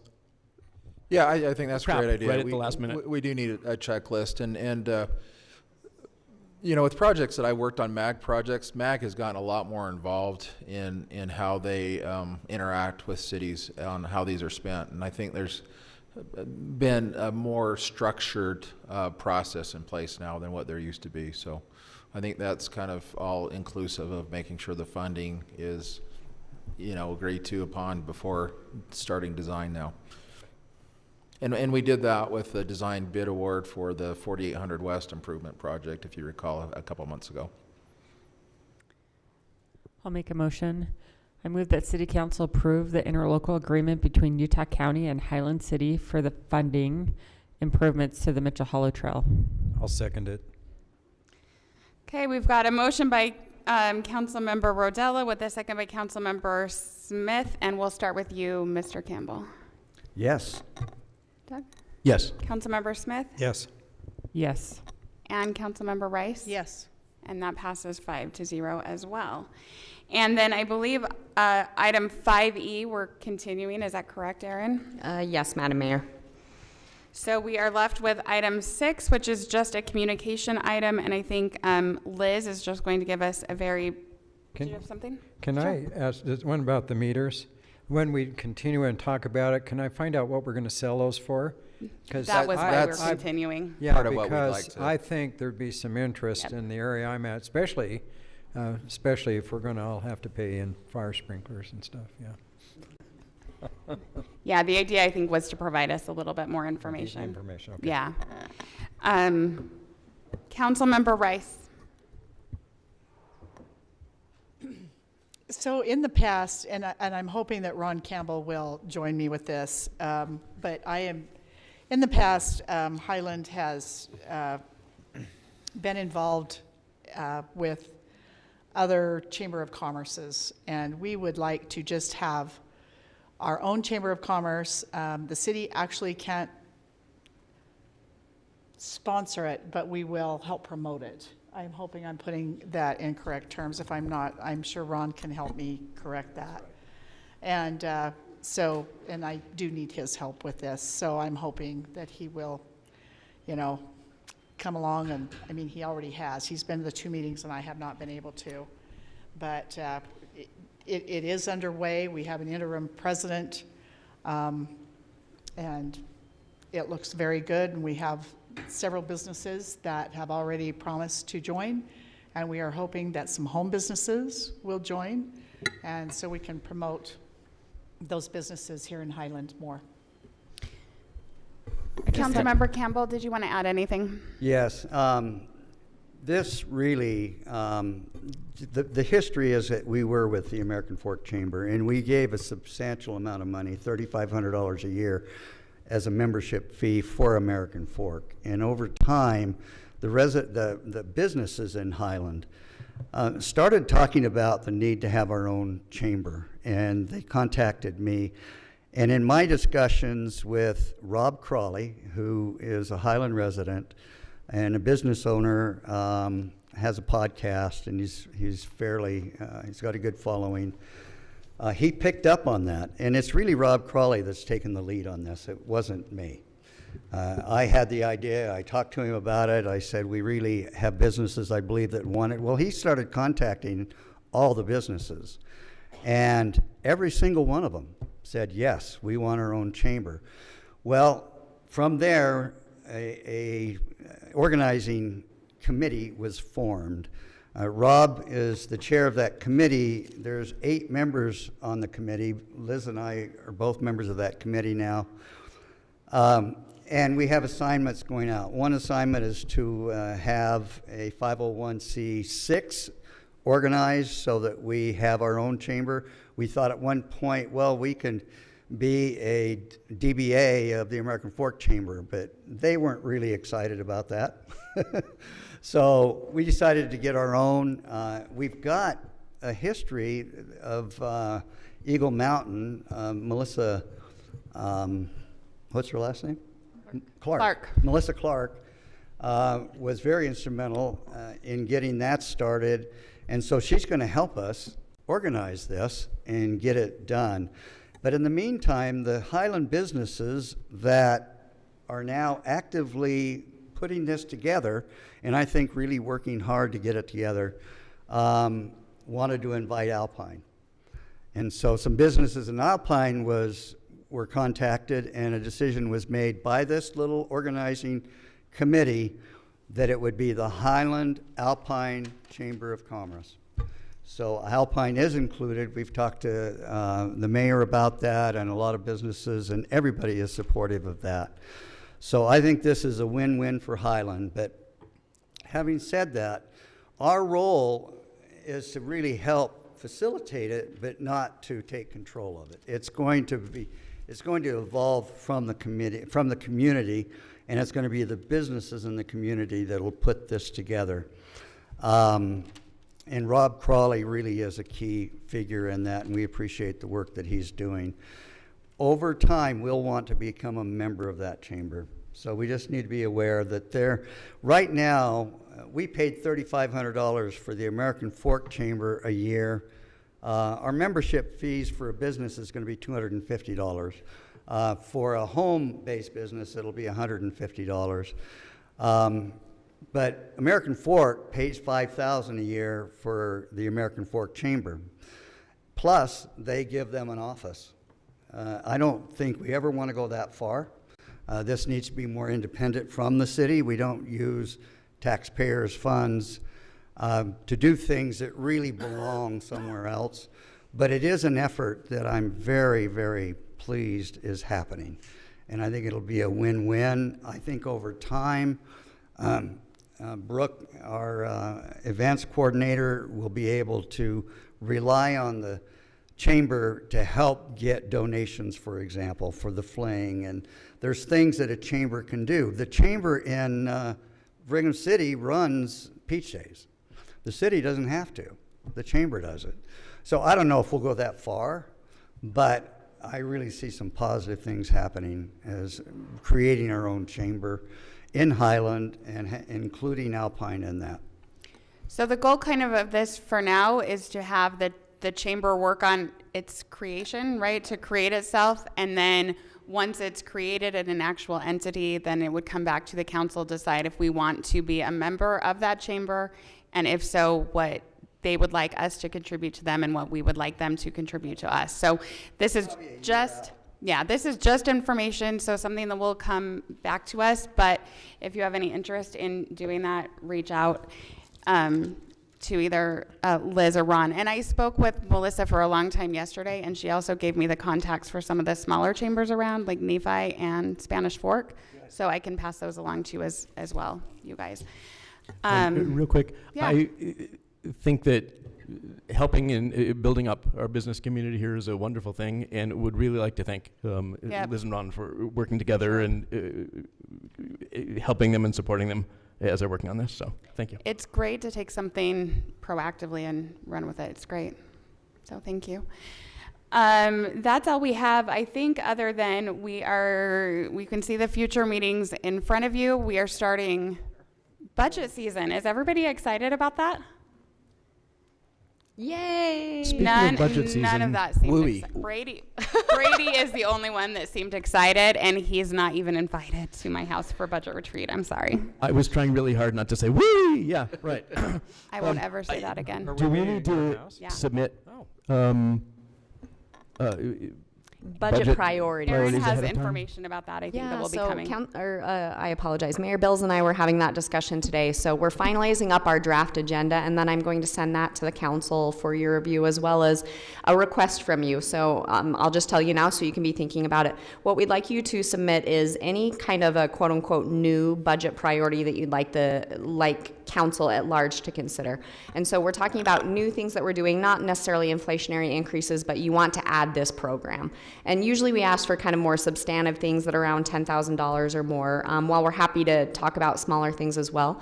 But what we'll do is we'll compile all of those in a list, and we'll talk about them as a part of the budget retreat. There's a number of things on our agenda, but we'll talk about that, and we'll ask the council to rank them as far as most important to least important, so that we can then prepare a draft budget for you guys to review.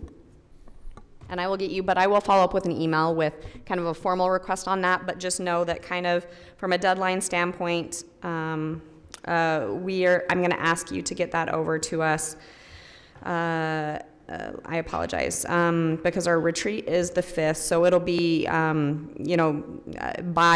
February 2nd, by that Monday. So you can have the weekend, certainly, if you'd like to turn it in, but we'd like everything by, let's say, February 1st, so that we can get everything ready for that Thursday. So I was curious, we don't list the city council meeting on February 3rd. Oops. Oversight. Yeah. Right, Stephanie? My apologies. Oh, I'm just curious. I thought, oh, good. Well, because we continued something to February 3rd, so we should meet then. And just so you know, you don't see another public safety district meeting until March 10th. That's because we are starting to do an every other month cadence, and we'll see how that goes to meet not quite as often. Is that not correct? I'm sorry, Lone Peak, yes. Yes, Lone Peak. So, And I just want to say that February 3rd is my twin brother's birthday. Congratulations. Well, Councilmember Smith, well spotted that we accidentally missed a Councilmember Campbell's birthday / council meeting. We won't miss it. It hasn't come yet. So Go ahead. Can I add one budgetary item? I hope so. I think that we need to buy a large life insurance policy for our city attorney and planner, because he's going to have to deal with all these people that come in on WUI who are told that they have to put sprinkler systems in and cut down all their landscape if they're in one of these zones. I feel bad for him. Actually, it's going to be our building official, so we'll buy it for Jason. Oh, both of them. Perfect. Yeah. Good heavens, what's his last name? Perfect. So do I- Kim liked him. Jason's a little scary if you've ever, I mean, he can be an intimidating soul, which I think you have to be building official. But Rod has to break the news, right? Yeah. So I think we need a motion to adjourn to closed meeting. I'll make that motion. I move that the Highland City Council recess the regular city council meeting to convene in a closed meeting in the executive conference room to discuss the character, professional competence, or physical or mental health of an individual as provided by Utah Code annotated 52-4-205. Second. Okay, motion by Councilmember Smith with a second by Councilmember Courtney, and we'll go ahead and do a roll call vote because it makes Stephanie happy. We'll go ahead and just start with you, Councilmember Rice. Yes. Yes. Yes. Yes. Yes. Okay, we're adjourned into closed session.